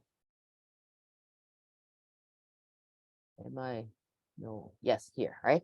So, but that time is known as Angkor, okay? So Angkor Empire. So now let's talk about Hinduism and Buddhism. We spend a tremendous time talking about Islam, but when it comes to Hinduism and Buddhism, we don't need to go so detailed, because Islam, once again, is a political religion. That's why it's so important. It's gonna shape how the Europe develop, okay, in the next era. All right. But Hinduism and Buddhism, they're not political religion, okay? It's just a belief system that help the government to better rule over the people. That's Hinduism. But Buddhism, it's more like appeal to the harmony amongst men, right? Also try to appeal to your inner good, all right? Follow the eightfold path. So eventually your afterlife will be exempt from this incarnation, and then you can ascend it to become a Buddha, perhaps. All right. So that's Buddhism, and Hinduism is the similar, talking about this incarnation, right? And your social caste, this life, don't complain. It's the result of your previous life, right? So if you behave good, you honor your own social role, right, and conduct good deed, and perhaps the next life you will be upgraded, all right, and eventually, hopefully, you will be exempt from this incarnation and achieve the shakma. That's the time you return to where you came from. Okay, that's the paradise, right? So we are not in the paradise because we need to seek for this self-salvation, right, and purify the soul, everything, and then you can ascend it back to where you're from. Okay, so in Christianity would be like a heaven, right, and that would be the Edens, right, the very first human being created by God, Adam's, right, and then Eva was created to accompany Adam's, right, but they somehow ate this forbidden fruit, apple, and possess wisdom, right? And that's how God punished human being according to Bible. So according to Hinduism, Buddhism, same thing, okay? Because we somehow committed crime, right? And then we were punished by, being thrown to the earth, all right? And we're gonna experience all this, emotional roller coaster, right? Happiness, sadness, anger, right? And endure pain, everything, all right? And that's our salvation, because we human beings made mistake, right? And then we need to be punished, right? And then through this good deed and your faith in God, that's Christianity, in GD, that's Judaism, faith in Allah, that's Islam, faith in what? In Buddha, okay, or the spirit Buddhism is promoting, right? Hinduism is the faith in your social role, okay? And then eventually, hopefully, we will return to Edens. If you're a Christian, right? We'll return to paradise. We'll return to heaven, right? So that's basically what religion is all about, right? So Hinduism spread easily, right, to the empire of Champa. Why? Convenient weapon to rule over the society, right? And greatly influence their respective states as well. Hinduism's appeal for this Southeast Asian Southeast Asian ruler. Why? Because this caste system, right? Just like a Confucianism appealed to all the dynasties in China, starting from Han, right? Also, you see this Southeast Asian rulers, they tended to admire Hindu deity, particularly Shiva and Vishnu. Okay, so all this legendary story incorporated in their own holy scripts, right? And then actually create this mystery and make this religion more like appealing, all right? And also the rulers of this Southeast Asia, they were eager to adopt the religion. Why? Of this highly regarded and historical Indian civilization. So all these Southeast Asian rulers, they adopt Hinduism because easy way to rule over the society. Number two, they are a fan to some of this divine figure, right? And then once you adopt this religion, Hinduism, you are incorporate with Indian culture at the same time, you see? So Indian culture, Indian civilization, it had its moment, its golden age. So this is Southeast Asian rulers, they are not, as civilized when you compare to India, China, Islamic Empire, right? So if they can incorporate with Indian culture civilization, that may, make this state a stronger power, right? So Buddhism and Buddhist, the architecture later spread to the Khmer Empire, right? So that's how Khmer Empire is a Hindu/Buddhist state, right? And greatest architecture piece, we just saw that picture, right, is the Angkor Wat, right? So this temple for Hinduism. But later on, when this Khmer Empire adopted Buddhism, and then Buddhism started to establish themselves within this empire, and they actually make this Angkor Wat into Buddhist temple. That's why this building, you see, it's a combination of Hinduism elements and Buddhism's spirit, right? Okay, one more. We have two more empires to go through in Southeast Asia. One is called Srivijaya, okay, and the other one is the Majapahit, okay, empires.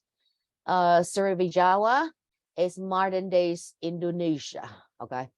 So it was a vast, dominant marine Indonesian kingdom. So modern days Indonesia, it's a composition of various islands. Okay, if you take a vacation to Indonesia, you'll love it. Okay, each island is one. No, there's only one hotel on each island. The island is not big. Okay, but big enough to build a hotel or a villa, right? And then around you, you just see beach, ocean everywhere. And if you check into a villa, you gotta enjoy that, because the villa, you have your own kitchen, you have your own swimming pool indoor, and the bed is super big. I don't know why it's so big.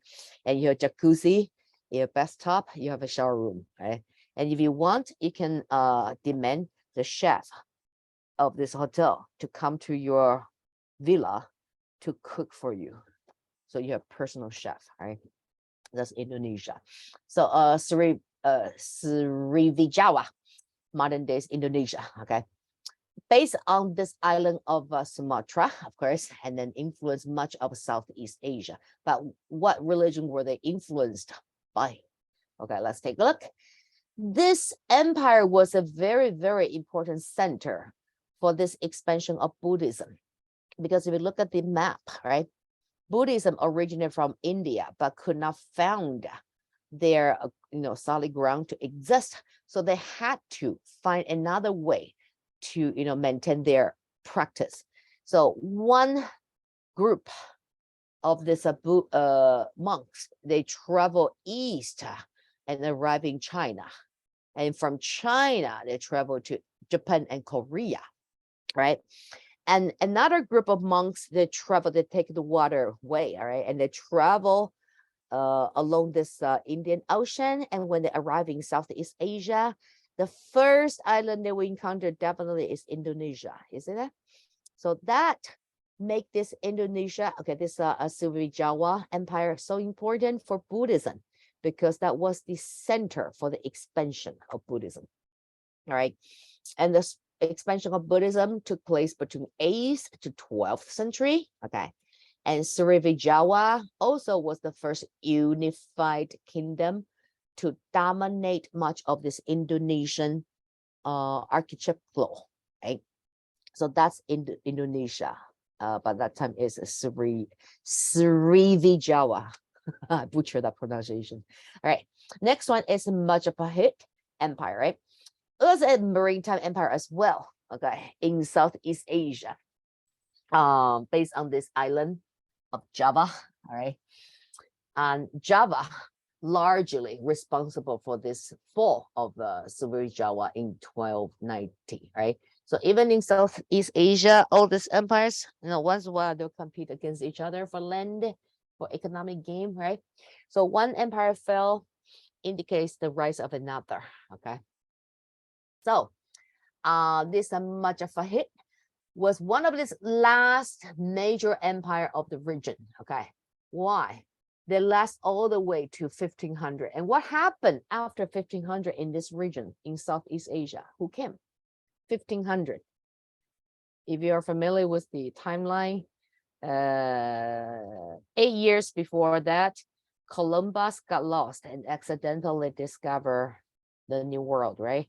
But before that, Portuguese, these sailors, they already took their adventure and sailed along the west coast of Africa until they reached the southern tip of Cape of Good Hope, and they arrive in Indian Ocean, right? So once they're in Indian Ocean, they can reach to any part in Asia they want.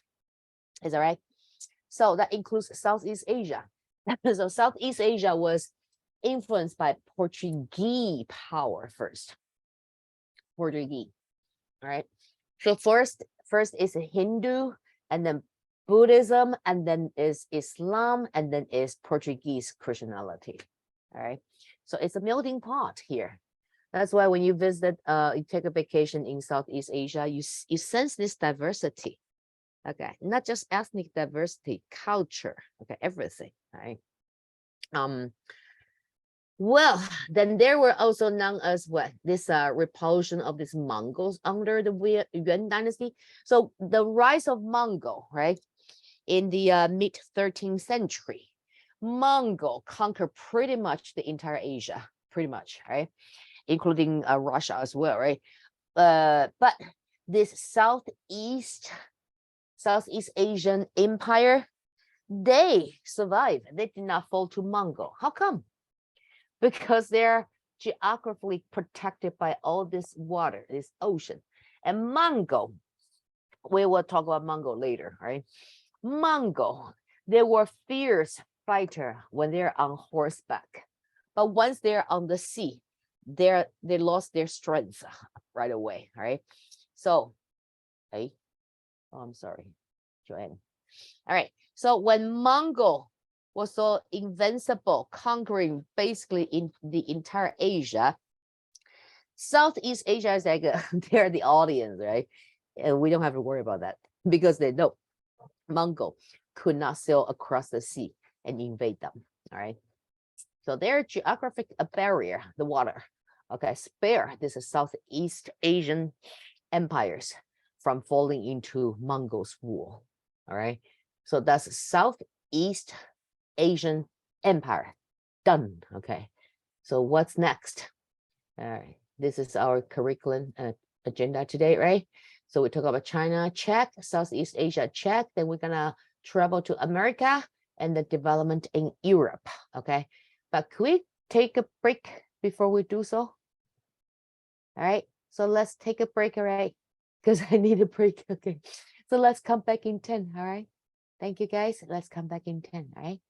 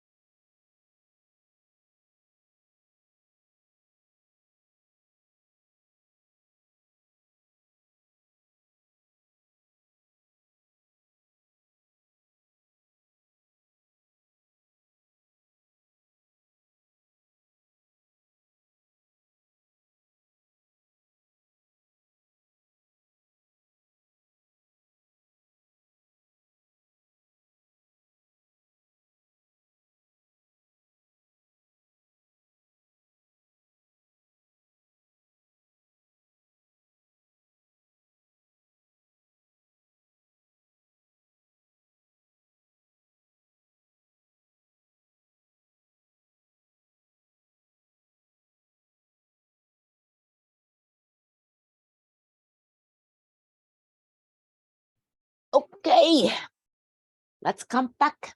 If you're back, type 1, please. Thank you.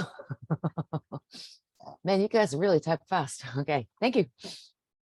Yes, yes, yes, yes, yes. Everybody. Yes, yes, yes. Thank you. All right. Full house. So let's go. Move on to where are we? America, right? So we're gonna visit America now. Here. Okay. So we have Americas and powerful trade city. America and powerful trade cities. So that means we may travel to other continent right here, right?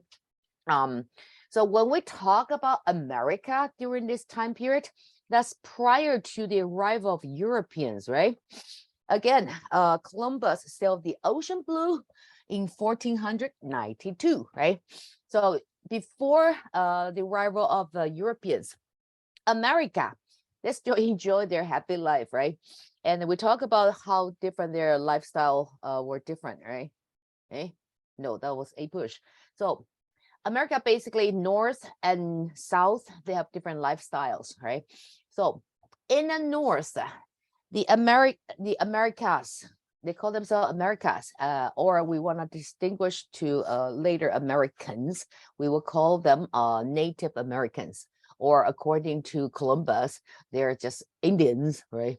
They confuse Americas with Indians. Okay, anywho, so North Americas, they continue to practice this hunter-gatherer lifestyle, right?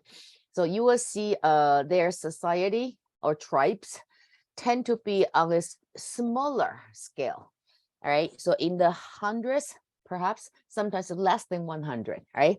But if we travel further south, arriving modern day Mexico, that time will be Aztec Empire, okay?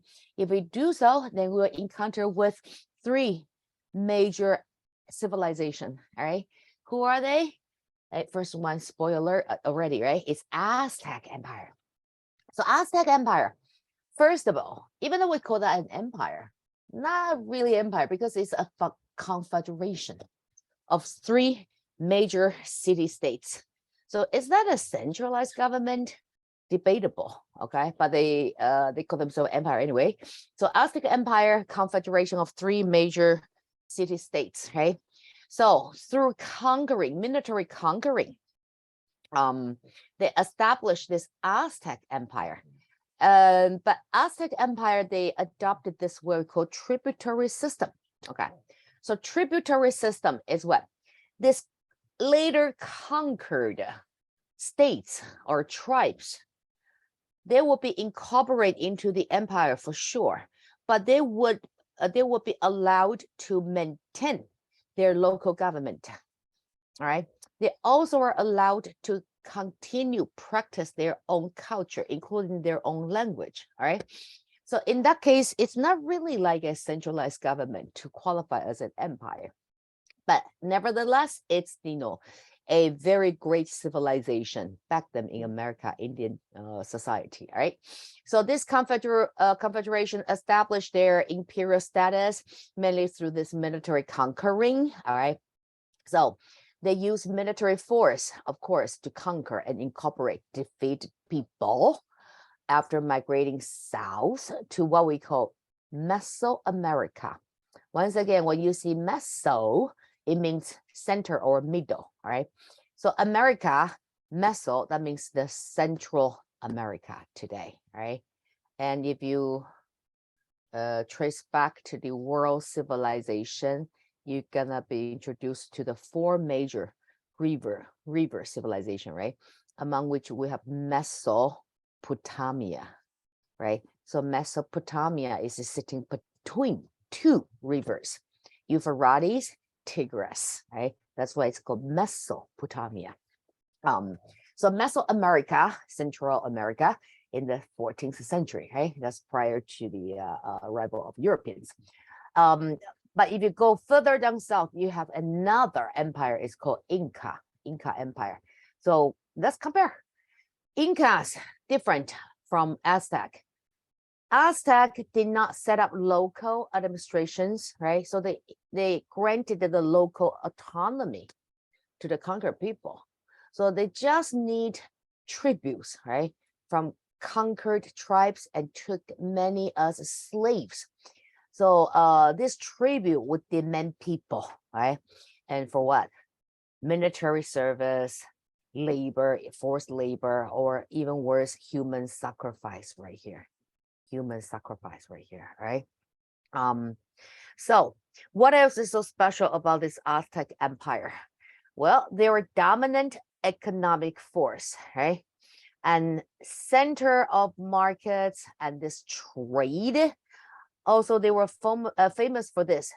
Chimnam, I don't get confused with this term, chimnampas, with the other one we just talked about, chimpa rice.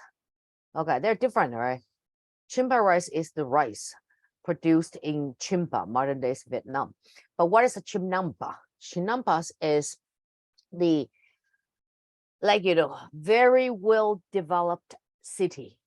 They were actually mistaken for floating gardens. Let me show you the picture right here. So this is the floating garden. So when Europeans first arrived here, Europeans was actually in awe. They couldn't believe how a society managed to build an entire city on water. All right. So Europeans describe the city as a floating garden. Even Europeans, that time they were so proud of their own civilization, right? They couldn't imagine such a creation, a city, entire city building upon water, right? So that's another unique feature that Aztec Empire present, right? And militaristically, they were unmatched, right? And they were known for like using ritual human sacrifice. That means they are invincible, okay, in Central America, right? So they use this ritual human sacrifice. But to them, okay, this practice is like an honor. So whoever being chosen to be the sacrifice, to like pay respect to the gods they worship, right? But mainly the nature, right? And hoping that by sacrificing their own kind, right, human being, and then all the gods will show mercy and bringing a harvest in the next season, right? So that's a human sacrifice to keep the world from ending, right? So culturally, they maintain many Mesoamerican features, right? Like what? If you study this world relic, you will see something in common though. The ancient building tend to be in pyramid shape, right? So Egypt's pyramids, the famous one, Giza, right? And in Mesoamerica, you see this step pyramids as well, all right? And you travel up north, even though that's nomadic Indian tribes, they still have certain building like the Pueblos. They have this pyramid and zigzag for agriculture as well. If you go to New Zealand, you go to what is it, Australia, okay, you will see this ancient building there. They tend to in this pyramid shape, right? So Aztec, no exception. You see this step pyramid, and you see their blood rituals, right? Also, they have games, they have sports, ball sports. Okay, I wonder if the soccer games originate from there, right? So Aztec, by get to know how their society look like, get to know how their sophisticated government political system was like, we would pay our respect to them, right? Because that was like what is that, 1200, that's like 10,000, no, 800 years ago, right? And their ancestors they were able to construct such a highly developed city, right? And then the empire itself flourished under this ruler, him, right? That you can view his rule as the golden age of Aztec Empire. So his name was Moctezuma II, until the introduction of a European disease, right? So this European disease mainly, okay, smallpox and also measles, right? That wipe out at least 90% of the entire Indian population, 90%, right? When? Between 15th and 16th century. That's when European came.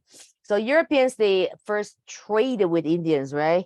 But once Europeans started to get, much more wealthy, then they started to become greedy, right? So they were thinking to themselves, why bother to trade with Indians when we can, easily conquer them and take their lands to our own, right? So, but these are Aztec, they are fighters, right? They fight back. So Europeans want to take the shortcut, the easier way. How? They would give blankets as gifts to the Aztec society, okay, to the chief, to the government officials, right? As a gift, it's blanket. See, that's the man-made, okay, handmade blanket from Europe. But actually, all the blankets Europeans gave to Indians, they were actually covered with this smallpox disease, this virus or bacteria, right? And then Indians, they did not know. So by just touching this blanket and this, contagious disease, right? And this disease started to spread out within Indian society. That's how smallpox, being introduced to Indian and then claim 90% of the entire population, right? Okay, now we already saw this picture. Now let's see the map. This is Aztec Empire, right? So Aztec Empire actually coexists with Maya.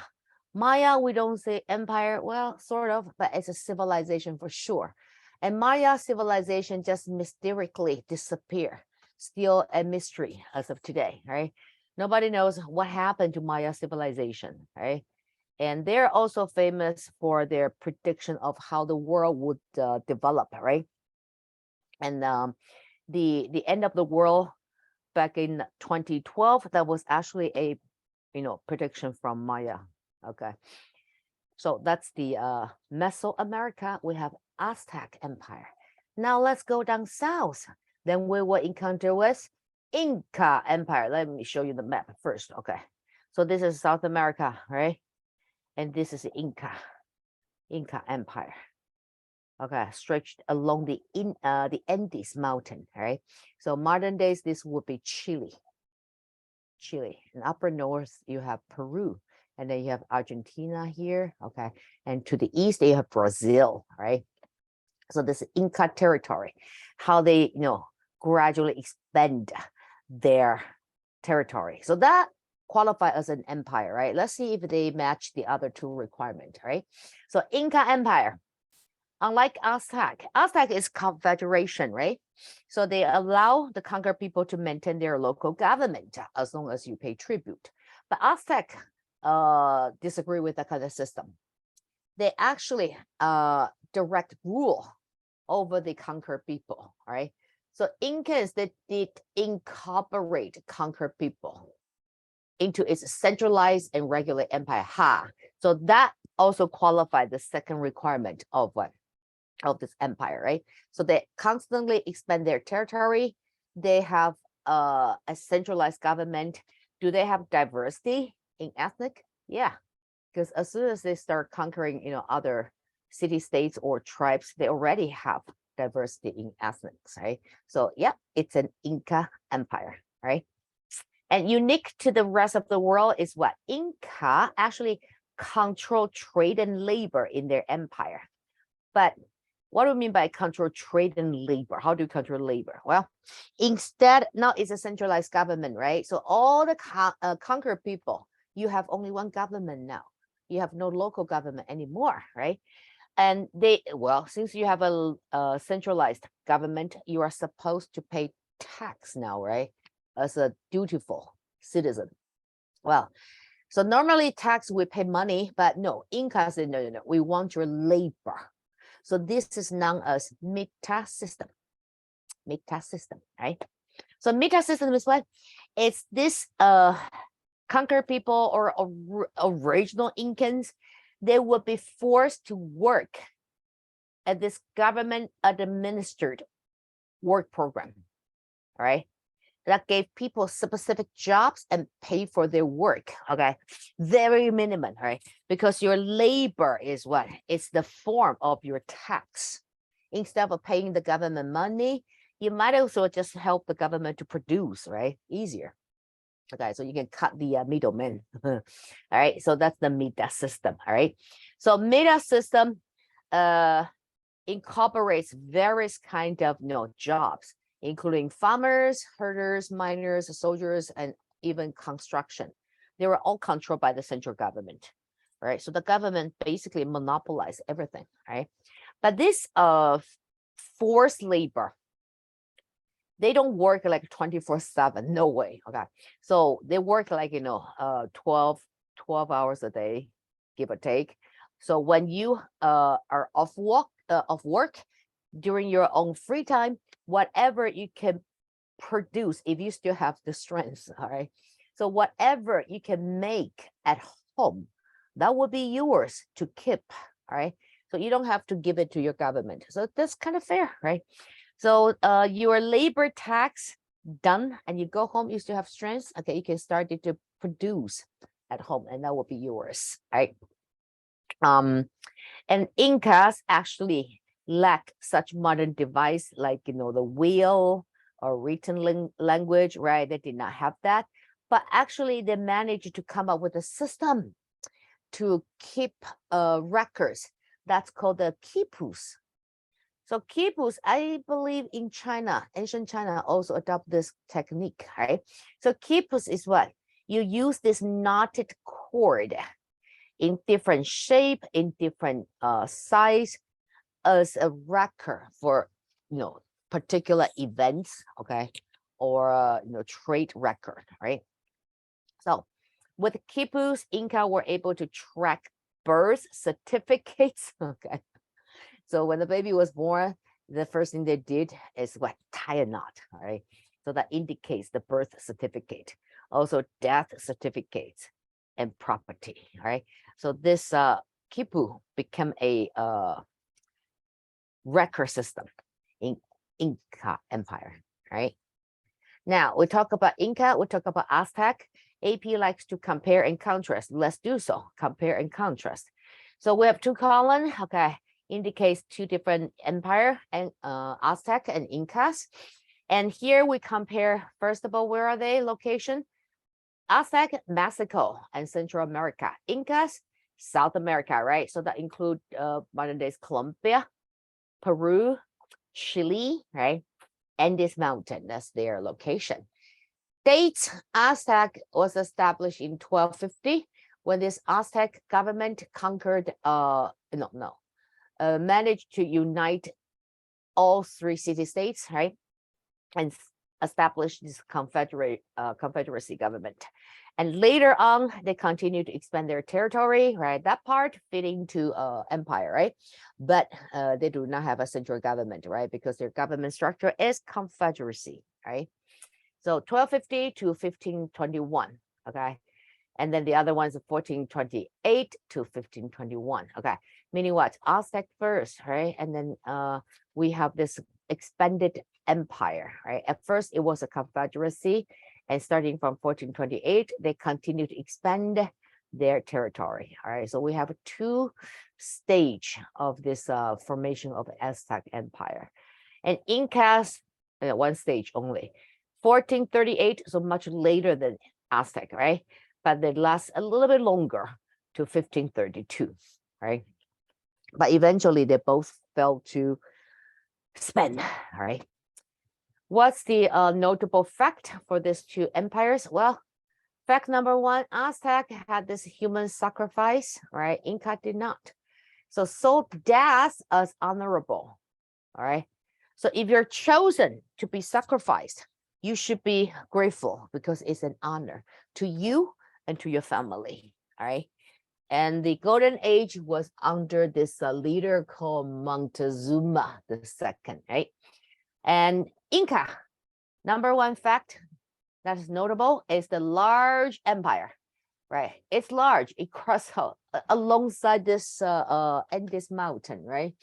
And this empire, the distance between the north and south Man, if you travel by airplane now, it will take you, give or take, maybe 90 minutes to fly. But if you drive, probably it's like 10 to 12 hours, depends on how fast you drive, right? So that's this kind of size of empire Inca government managed to control willingly, all right, through this meta system, all right, and centralized government. So we have this large empire and organized society, right? Called Sapa, an Inca leader of the Incas, all right. So the golden age of this Inca empire is Sapa. It's the Inca leader of the Incas, the golden age. Fact number 2, Aztec is a capital city, had no Chitilan, and they speak this Nahuatl language. You don't need to know this. Only if you want to show off in your AP exam, then you can mention that, but you don't need to remember. Okay. Incas. It's a Cusco is the capital city, and the language is called Quichua. All right. Religion, similar, because they're both coexist with nature, worship nature. So it's polytheistic religion. So they have God, like a sky god, and also have this human sacrifice, right, to worship God, and definitely is a polytheistic religion, right? Inca blamed earthquake on God. That's different. Okay. So Aztec worship God, even use this human sacrifice to please God for a better future. But Inca was like, no. We did nothing wrong, so we should not be punished. So this earthquake is the God's fault. All right. And then they also sacrifice children sometimes. Children. But Aztec is like, it's a ritual. If it's not seasonally, it could be annually, right? And this accomplishment, Aztec roads, bridge, taxes, right? Tribute system. Inca, quipu, right? Their rope with knots to record events, and cords of different lengths and color, so kept records, right? The second accomplishment for Aztec is the farmers, they built this floating garden, right? It's called chinampas. And Incas, thousands of miles of roads, right? Also we have bridges. That's amazing, right? So back then, like 700-800 years ago, they already built such a long distance road to connect this empire from north to south, right? So this is the two major empires in America during this time period, all right? So how did they build up the state? Military conquering, once again, right? So this state building so far, doesn't matter which continent that we talk about, doesn't matter which empire we mention, you see they share something in common, right? How they built their state, military, right? Military conquering, all right? And if you want to argue like complexity, you can say after the military conquering, right? So they build their state, meaning what? They conquer land so they can have their empire, right? But after that, different empire, they would adopt different ways to what? To legitimate their rule. So first, you're gonna build your state, and then you're gonna what? You're gonna legitimate your rule, right? So this conquer people, they may not recognize your authority, right? So it gonna legitimate your rule, make sure people agree that you are the new boss now, right? So take a guess, what kind of approach, what kind of means all these states, okay, adopt to secure their legitimacy, to make sure the conquered people recognize the authority of the new government. Anybody? So you use military to conquer people, not a good start for a relationship, right? But after that, how do you change people's attitude and recognize you like, okay, now I see, okay, you had to, right? And you're in our new government now. So how? Anyone? We actually have been talking about that when we talk about Islam. Yes. Anyone? Don't be shy. Brainstorming. What do you think? What do you think this new rulers managed to secure their legitimacy? Anyone? Yes, Brian? I really can't hear you. I'm sorry. Your microphone is not like, showing it's working. All right. Okay. How about you, Lucas? Bye. Think about that. We actually cover this concept by receiving tax. Could be by receiving tax, provide the government with tax revenue. But would that convince the people to recognize the authority, the legitimacy of the government? If you were me, or probably not. You conquer my land and you force me to pay tax. Okay. Yes, Lucas, what do you think?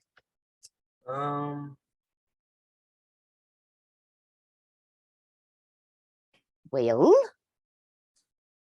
I don't know. Make yourself look scary so that they don't oppose you. Machiavelli, Prince, right?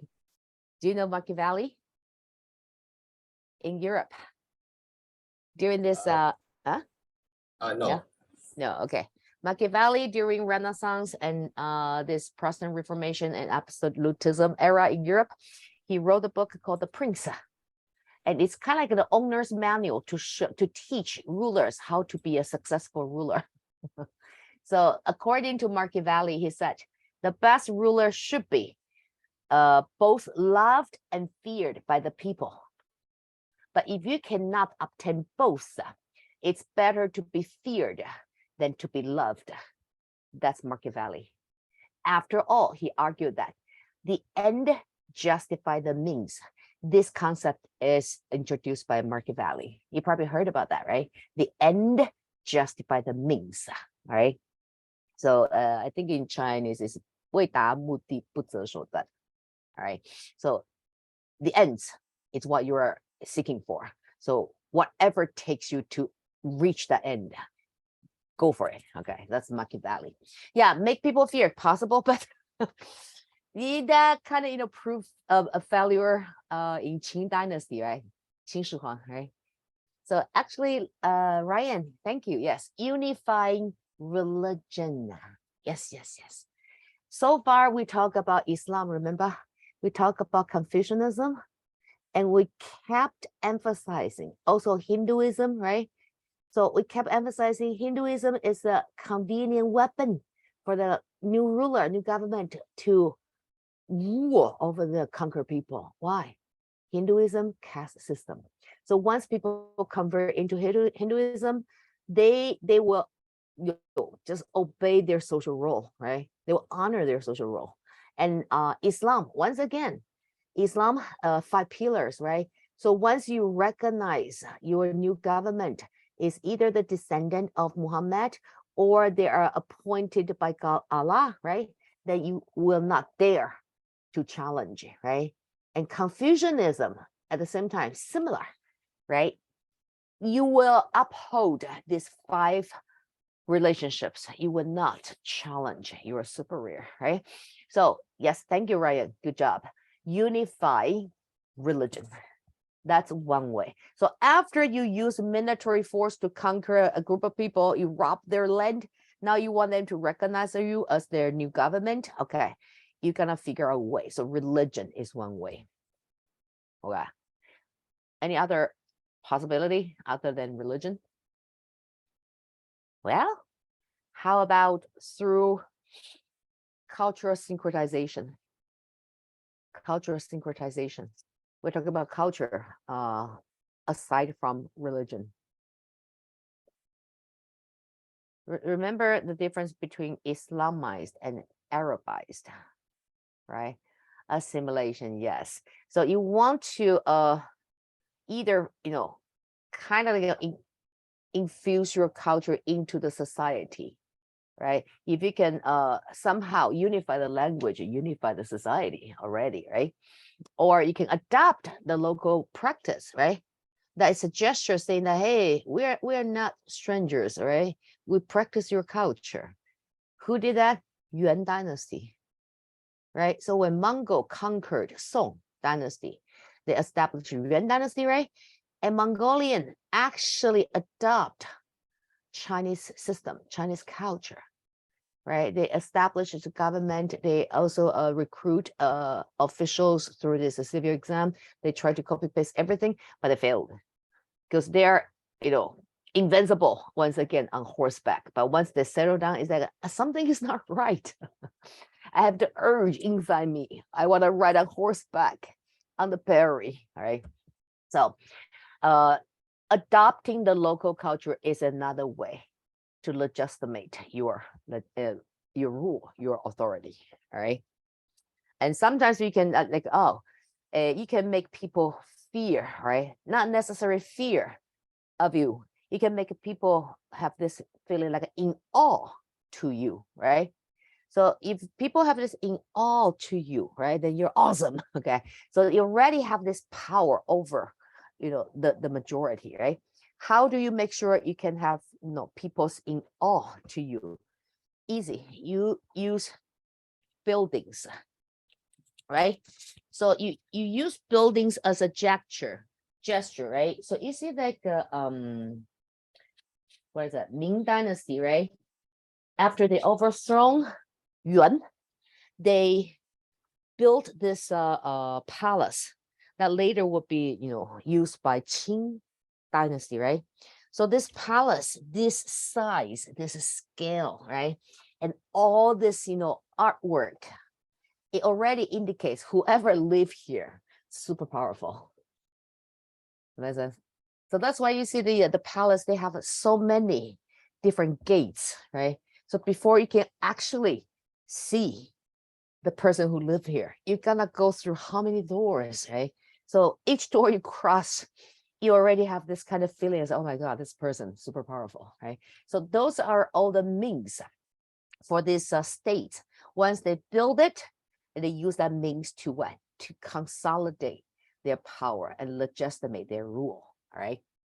Okay. So far, Aztec Incas done. Now let's move on. Still state building. All right. So state building either through military conquering, that's the initial step, right? Because you need to secure the land first, and then you work on the economy through trade, right? So once the trade started to take place, these trade cities started to thrive, right? So we have trade city states, Remember city states, right? So they have a local government autonomy, okay? But their size is not big. It's not as big as a city, right? So these trade city states, okay, they one after one become wealthy, right? Because through trade, right? So we have early maritime powers. Venice in Italy, right? So Venice, they have the access to the Mediterranean Sea, right? So that enabled Venice to build itself as a trade center. So once you have this trade center established, okay, merchants come, right? When merchants come, they started to do trade. They will boom up the entailed business, right? So when merchants come, they need a hotel to stay, right? And they need food to eat, right? So hotel, restaurant there, right? And they can be bored. They need entertainment, right? So these artists, they got their platform, right? Their stage to make a living, right? So all this trade cities, they thrive economically, all right? So Venice in Italy, right? So let me show you here. This is Afro-Eurasia. Here is Italy. Here is Italy, right? So when you look at it, Italy is easy to locate because the shape is like a boot, right? Here. So this is Italy, right? And this is Byzantine, right here. All right. and later fall to Ottoman, right?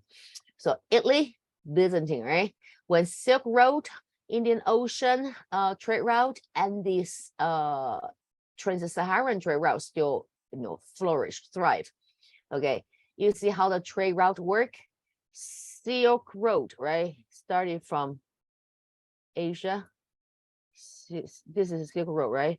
China, and go west and through modern days like Dunhuang, right?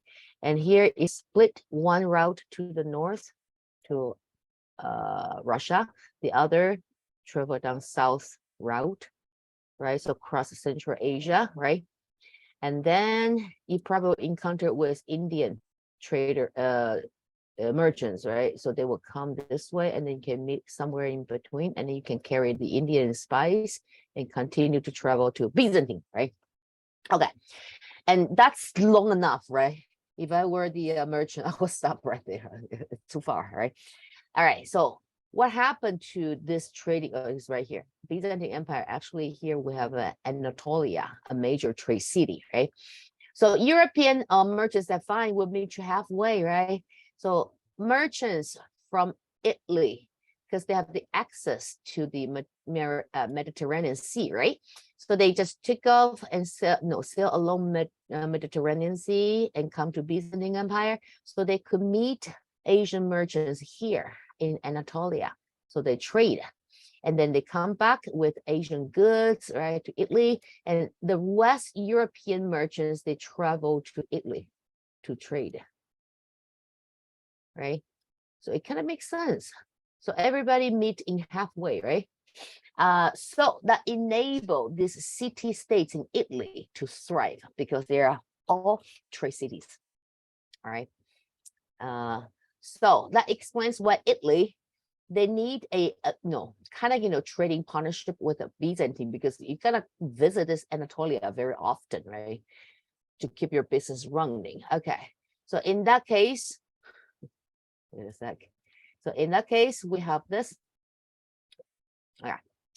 So we have Venice, right, harnessing naval power, Mediterranean Sea, right?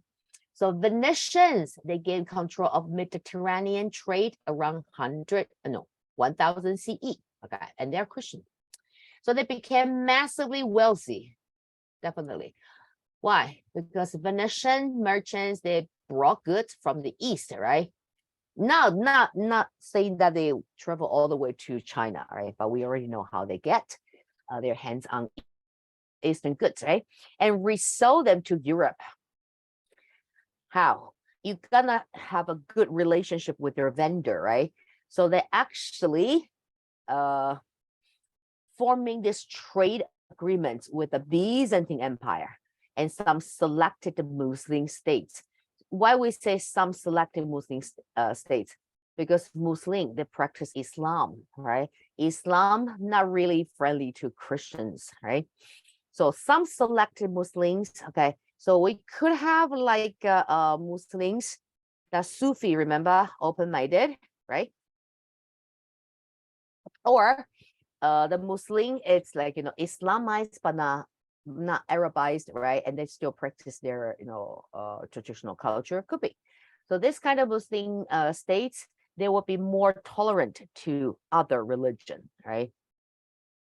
So Venice formed this trade agreement with Byzantine and Muslim states. These two will be the suppliers, vendors. And then when they resell to Europe, Europe will be the customers to Venice, right? So Venice secure suppliers and secure their customers, all right, and their business thrive. So Venetian also became powerful financial lenders because they're so rich, right?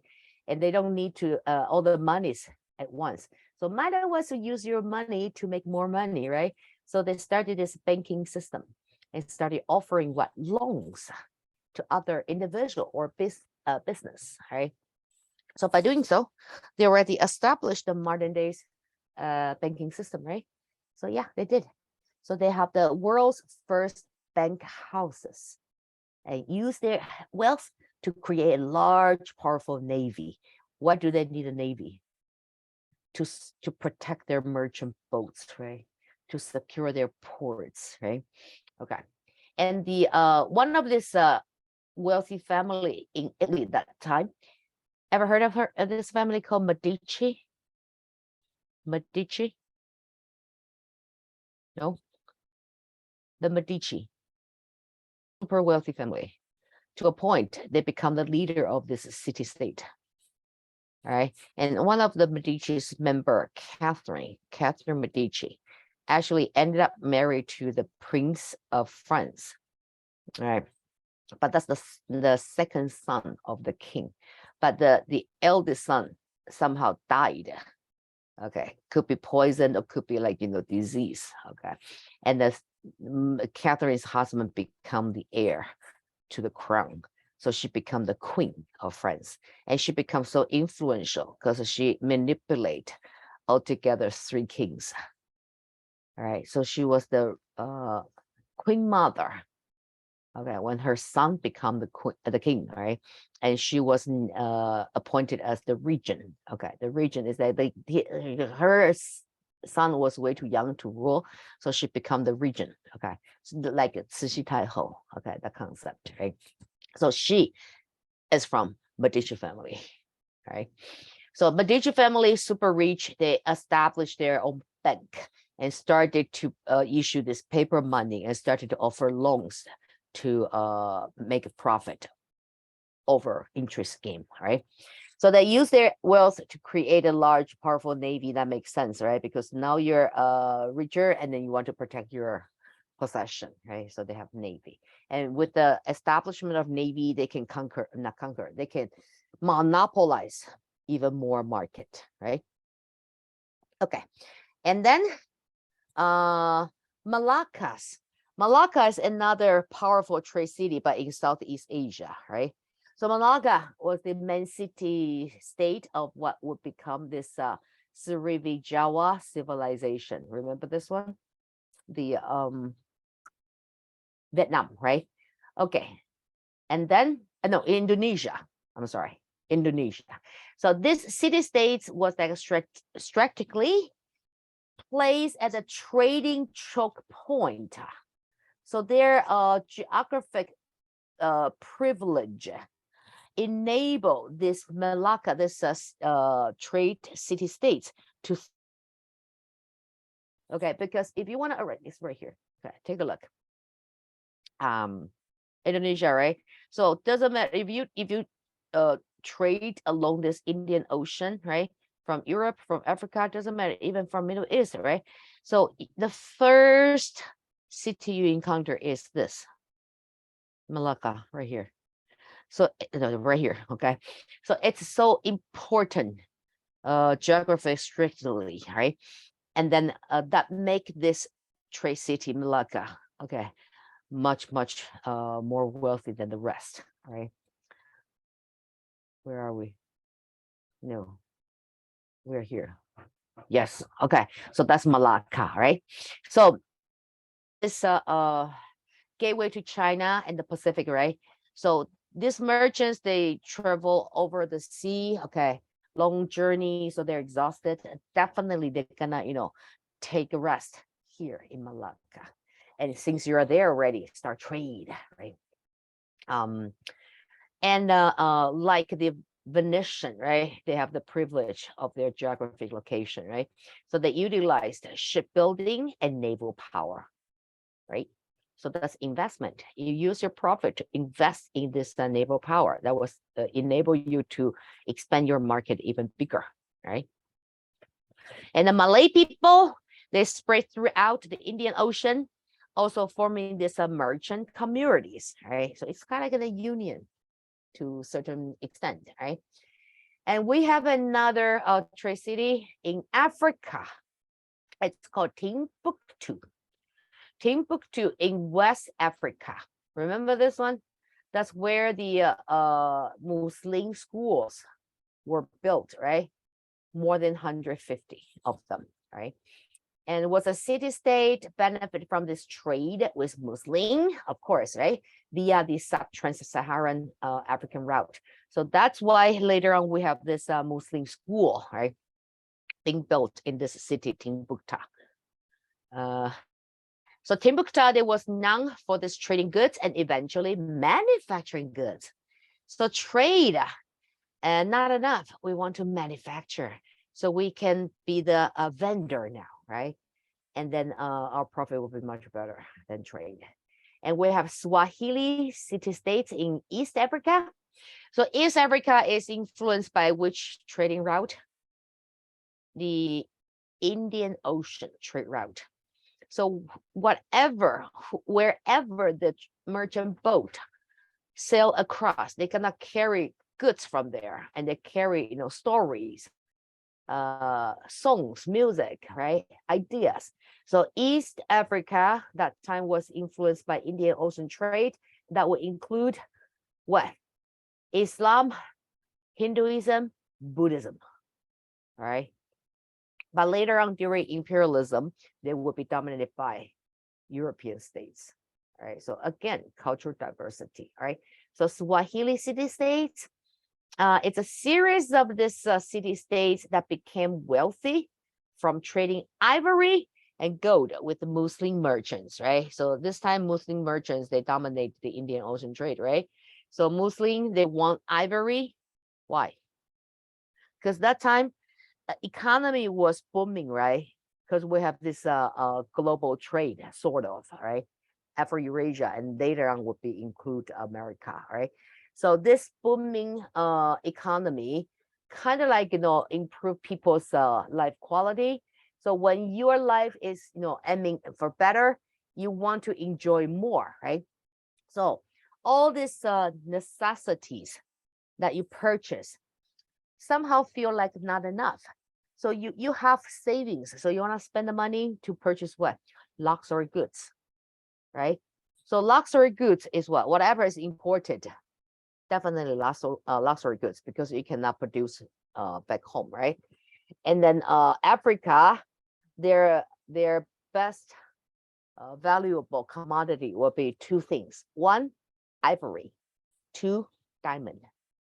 But diamond is not until later, right?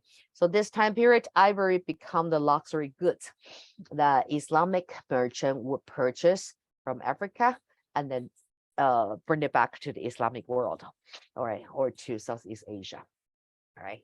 So ivory.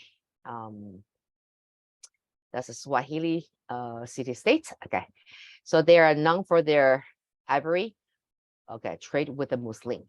So initially, these local towns and chiefs that became cities with kings, right? And the kings definitely is whoever is, the richest. And independent, never unified, right?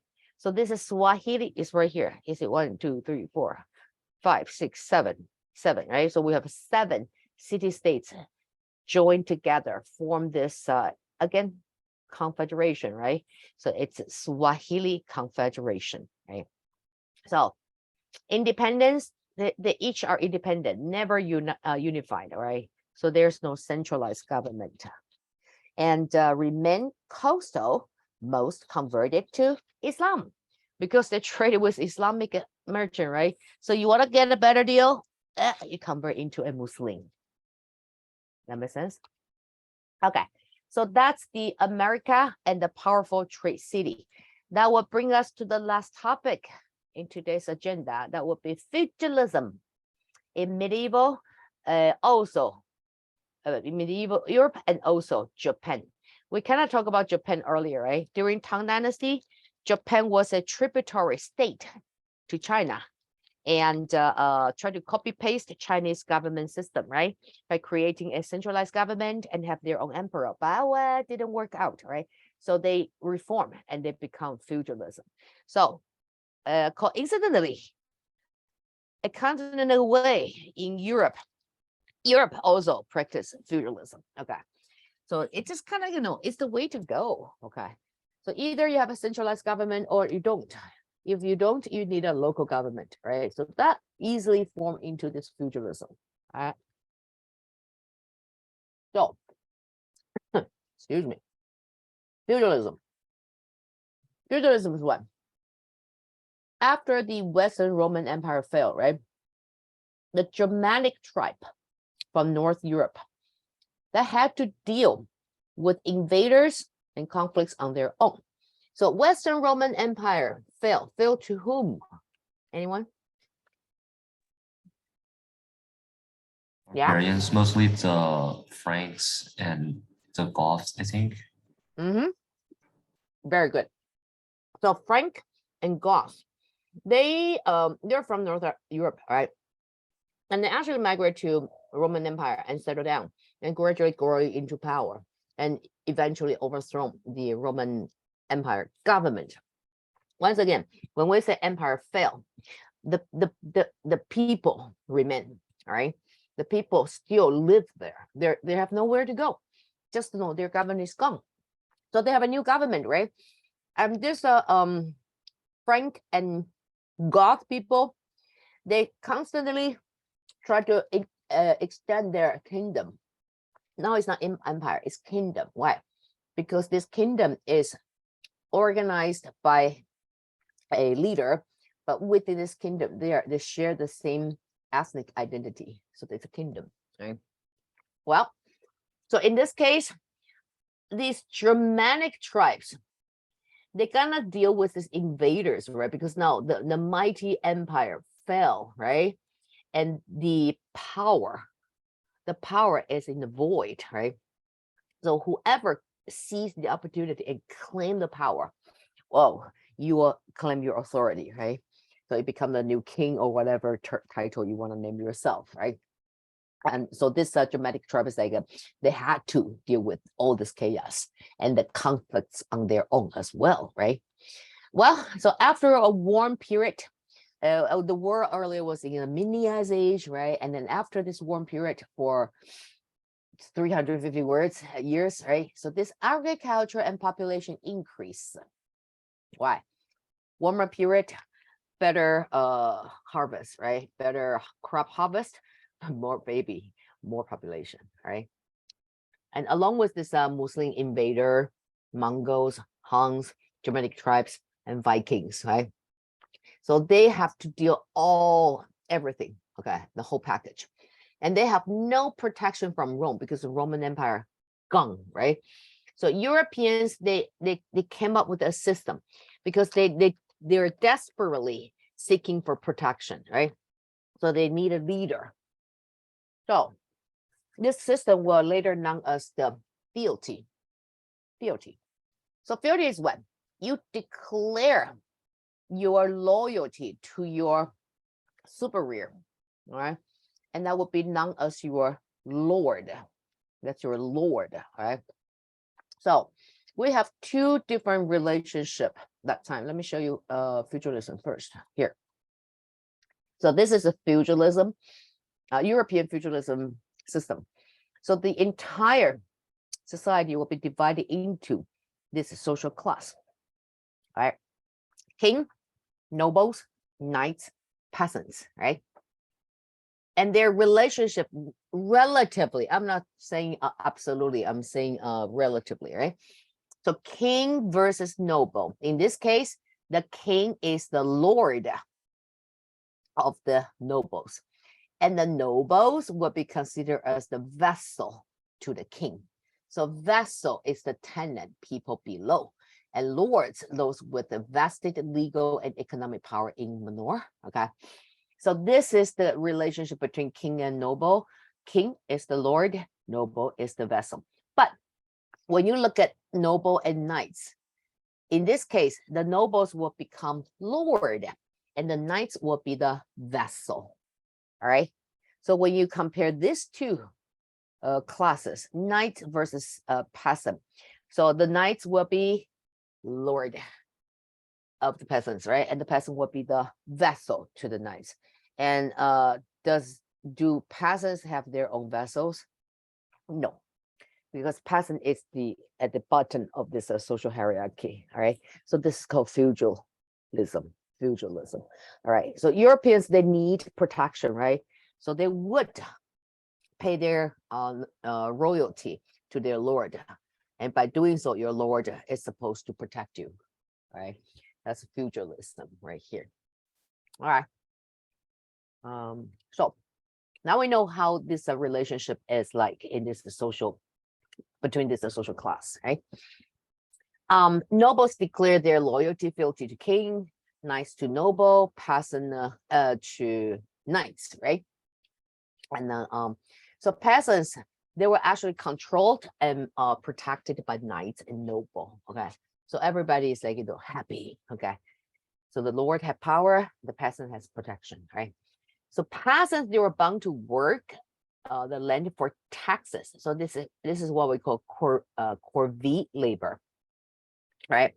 So corvée labor is what peasants, they're bound to work the land for taxes, right?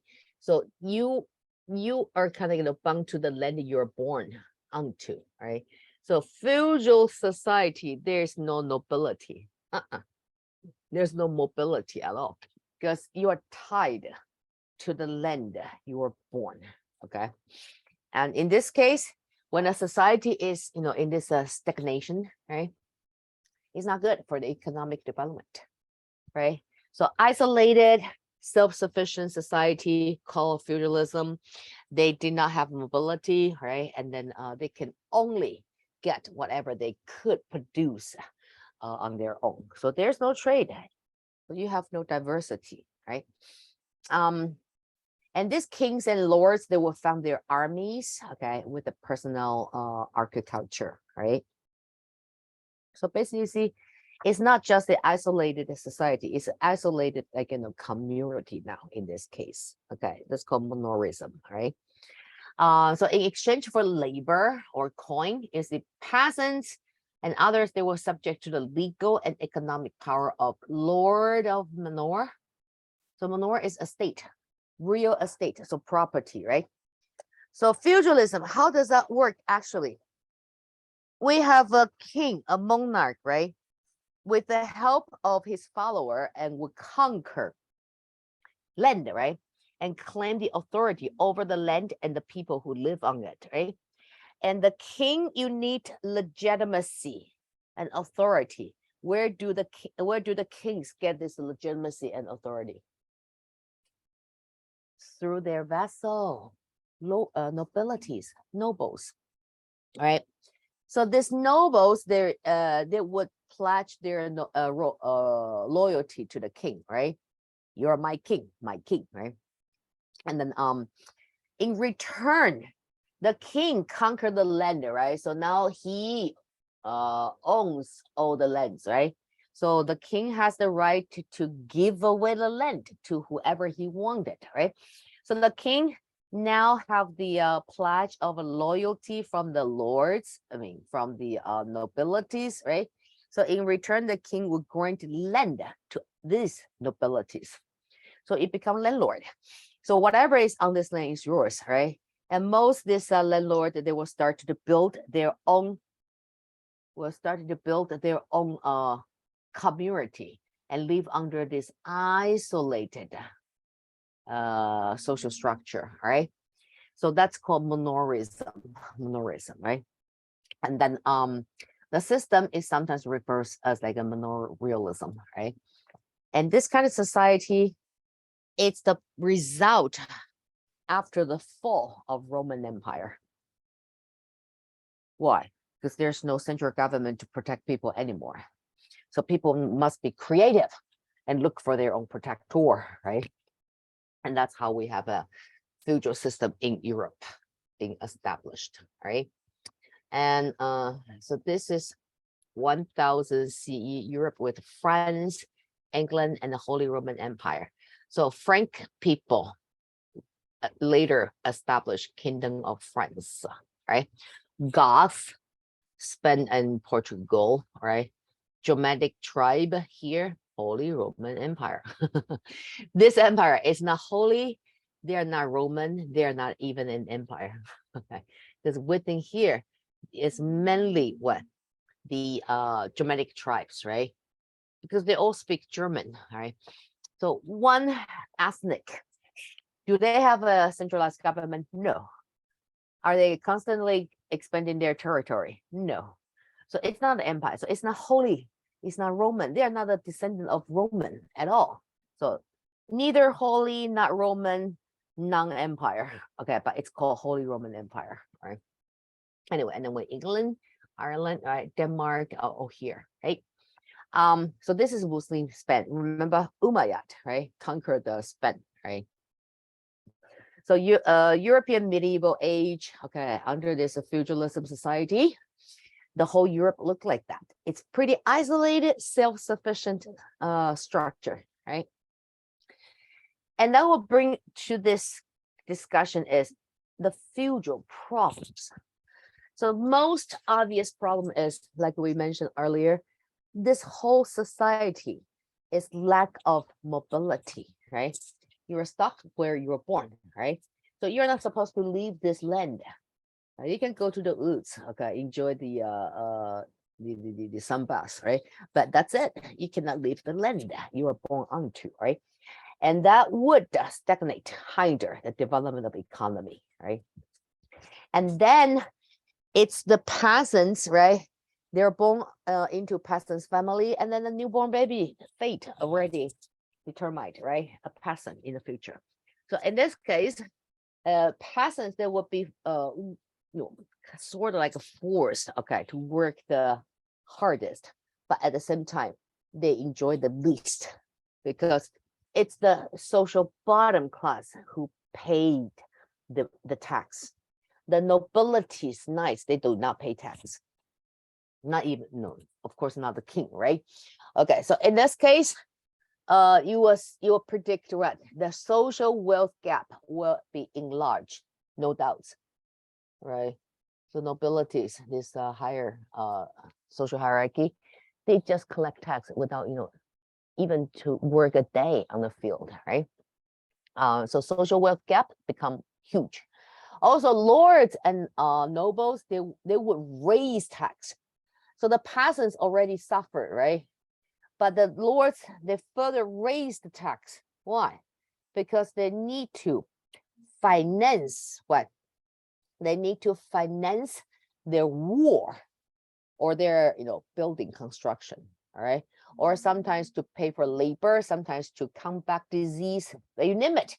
Whatever the government needed money, okay, to practice a policy, okay, or project, their only source of revenue is tax that time. So please, peasants, to support your king, okay, please agree to this agreement, condition. We're going to double your tax, okay? And the peasants, they have no other option but to accept. But anyway, don't push an individual too hard, because when any individual being pushed to the corner, to a point he or she had nothing to lose, okay, that's the time they will fight back, right?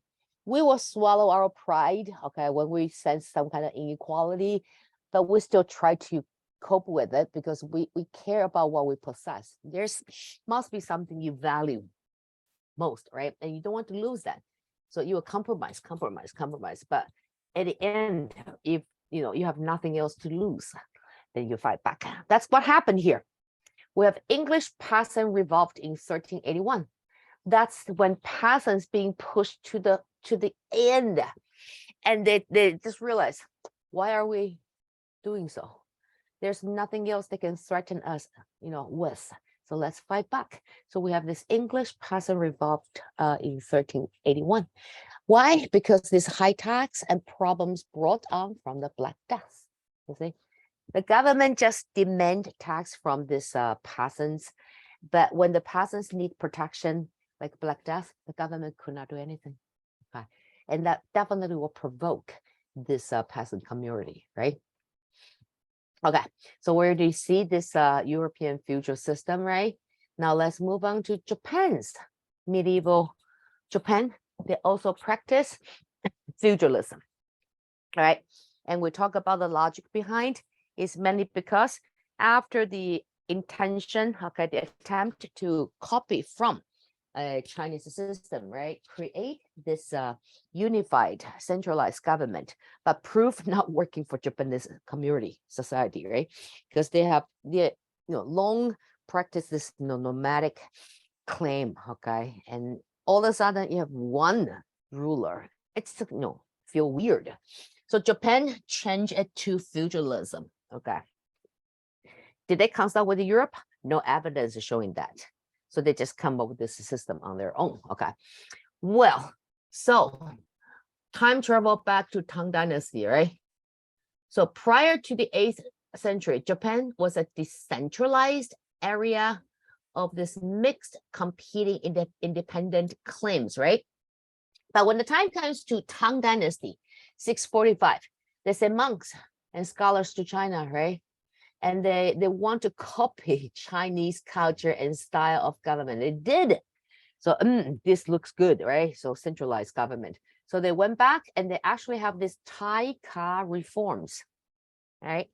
So Taika reforms refers to Japan made up their mind. They want to copy Chinese system, right? So Japanese tend to adopt this centralized imperial government at Kyoto. That would be their capital, Jindu, right? And with one emperor, just like China had. So culturally, they also adopted Chinese writing. So if you study Japanese, you see, even if you don't understand Japanese that well, you can still read Japanese newspaper or Japanese comic book, right? Because some of these characters we just know because they're Chinese, right? And that's going back to the Tang and Song dynasty, right? So this Tang and Song dynasty, the Middle Kingdom, right? So of course, the tributary state, they came and they paid their tribute and learned from this, thriving empire, right? And then gradually, culturally, they adopt Chinese writing style, right? And they also adopted Buddhist ideas because Tang is the dynasty, the time period where Buddhism first introduced to China, right? So Japan also practiced this Buddhist ideals, right?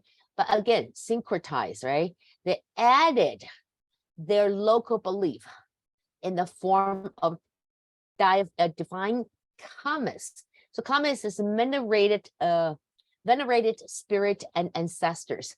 So this kind of, it's the legacy, right? Well, not legacy, it's the culture Japan learned from China, right? So we worship ancestors. I don't know if your generation still do that. Chinese New Year Eve, back home in Taiwan, most people are still doing that. Chinese New Year Eve, you are supposed to have this ceremony to worship the ancestors, kind of inviting them back home to have this family dinner, right? So this new style of Buddhism incorporated with Japanese traditional culture is known as Shinto Buddhism. Shinto Buddhism, all right? Okay, so now we talk about feudalism in Japan. So how exactly they structure the society? This is Japanese feudalism, right? So even though it's like a world apart, right? So Japan also developed this identical system to the Europeans. So it's just no coincidence, right? So what do? They do this, all right? In Europe, we have the king, right?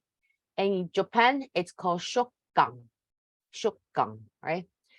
And the other king is the lord, and then the vassal is the nobilities, right? The nobles. And then in Japanese feudalism system, the noble would be the daimyo. Okay, daimyo is the noble. So shogun is the king, daimyo is the noble. How about the knights? Japanese knights, it's called samurai. Samurai. And samurai, they honor Bushido, right? Bushido. Just like knights, they honor chivalry spirit. And Japanese samurais, they honor Bushido, right? That basically is a loyalty to your lord. And if you fail your lord, you are supposed to commit suicide, right? In Japanese way, okay? And the peasants and the merchants, right? So in Europe, let's do a comparison here. This is European feudalism, right? King, noble, knights, and then peasants. Japan, shogun, king. Daimyo, noble. Samurai, knight. Peasant, farmers, right? Same thing, but including fishermen because Japan is an island, right? And then beneath farmer, hey, in Japan we have the fifth level, fifth class. It's called merchants. So you may wonder why merchants social class is even lower than farmers. Because that time, the world is still a agricultural society, right? So farmers and fishermen, at least they produce food. But merchants, they don't. They just simply trade. So in an agricultural society, merchant will be viewed like a speculator, right? You just trade and make a profit out of other people's hard working. So merchants is social class at the bottom in Japan, right? All right. And anything else we need to cover? Nope, not really. Okay, so with this comparison between feudalism in Europe and feudalism in Japan, we conclude Unit 1. Yay! So we finished Unit 1 today, right? That means you're gonna have your first assignment. Today we're gonna try AP style MCQ, multiple choice questions, okay? It's right here. I already sent it to your TA. She will forward it to you. So AP style multiple choice question is you have a source, right? So you gonna be careful if the question is like, refer to the source or according to, then you're gonna look for this image, right? You're gonna look for evidence from this source before you can cross out irrelevant options, all right? So this time we only have 3 sets, altogether 9 questions, all right? 2 non-text source, 1 textual source, all right? So work on them. Use your knowledge and be careful of the question. If the question refer you back to the source, you gonna stick within this source for evidence. Okay, if the question does not indicate, your answer must refer to the source, and you can use your knowledge base to do POE. All right. So, any questions, ladies and gentlemen? Questions? If you do, you can unmute yourself now. Any questions? No? Okay. I'm glad I'm making sense myself. All right.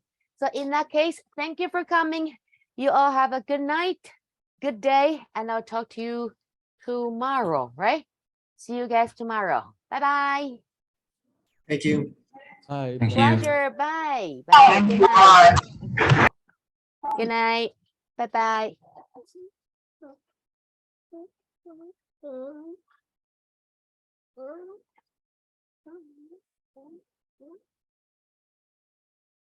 Joanne, do you have questions?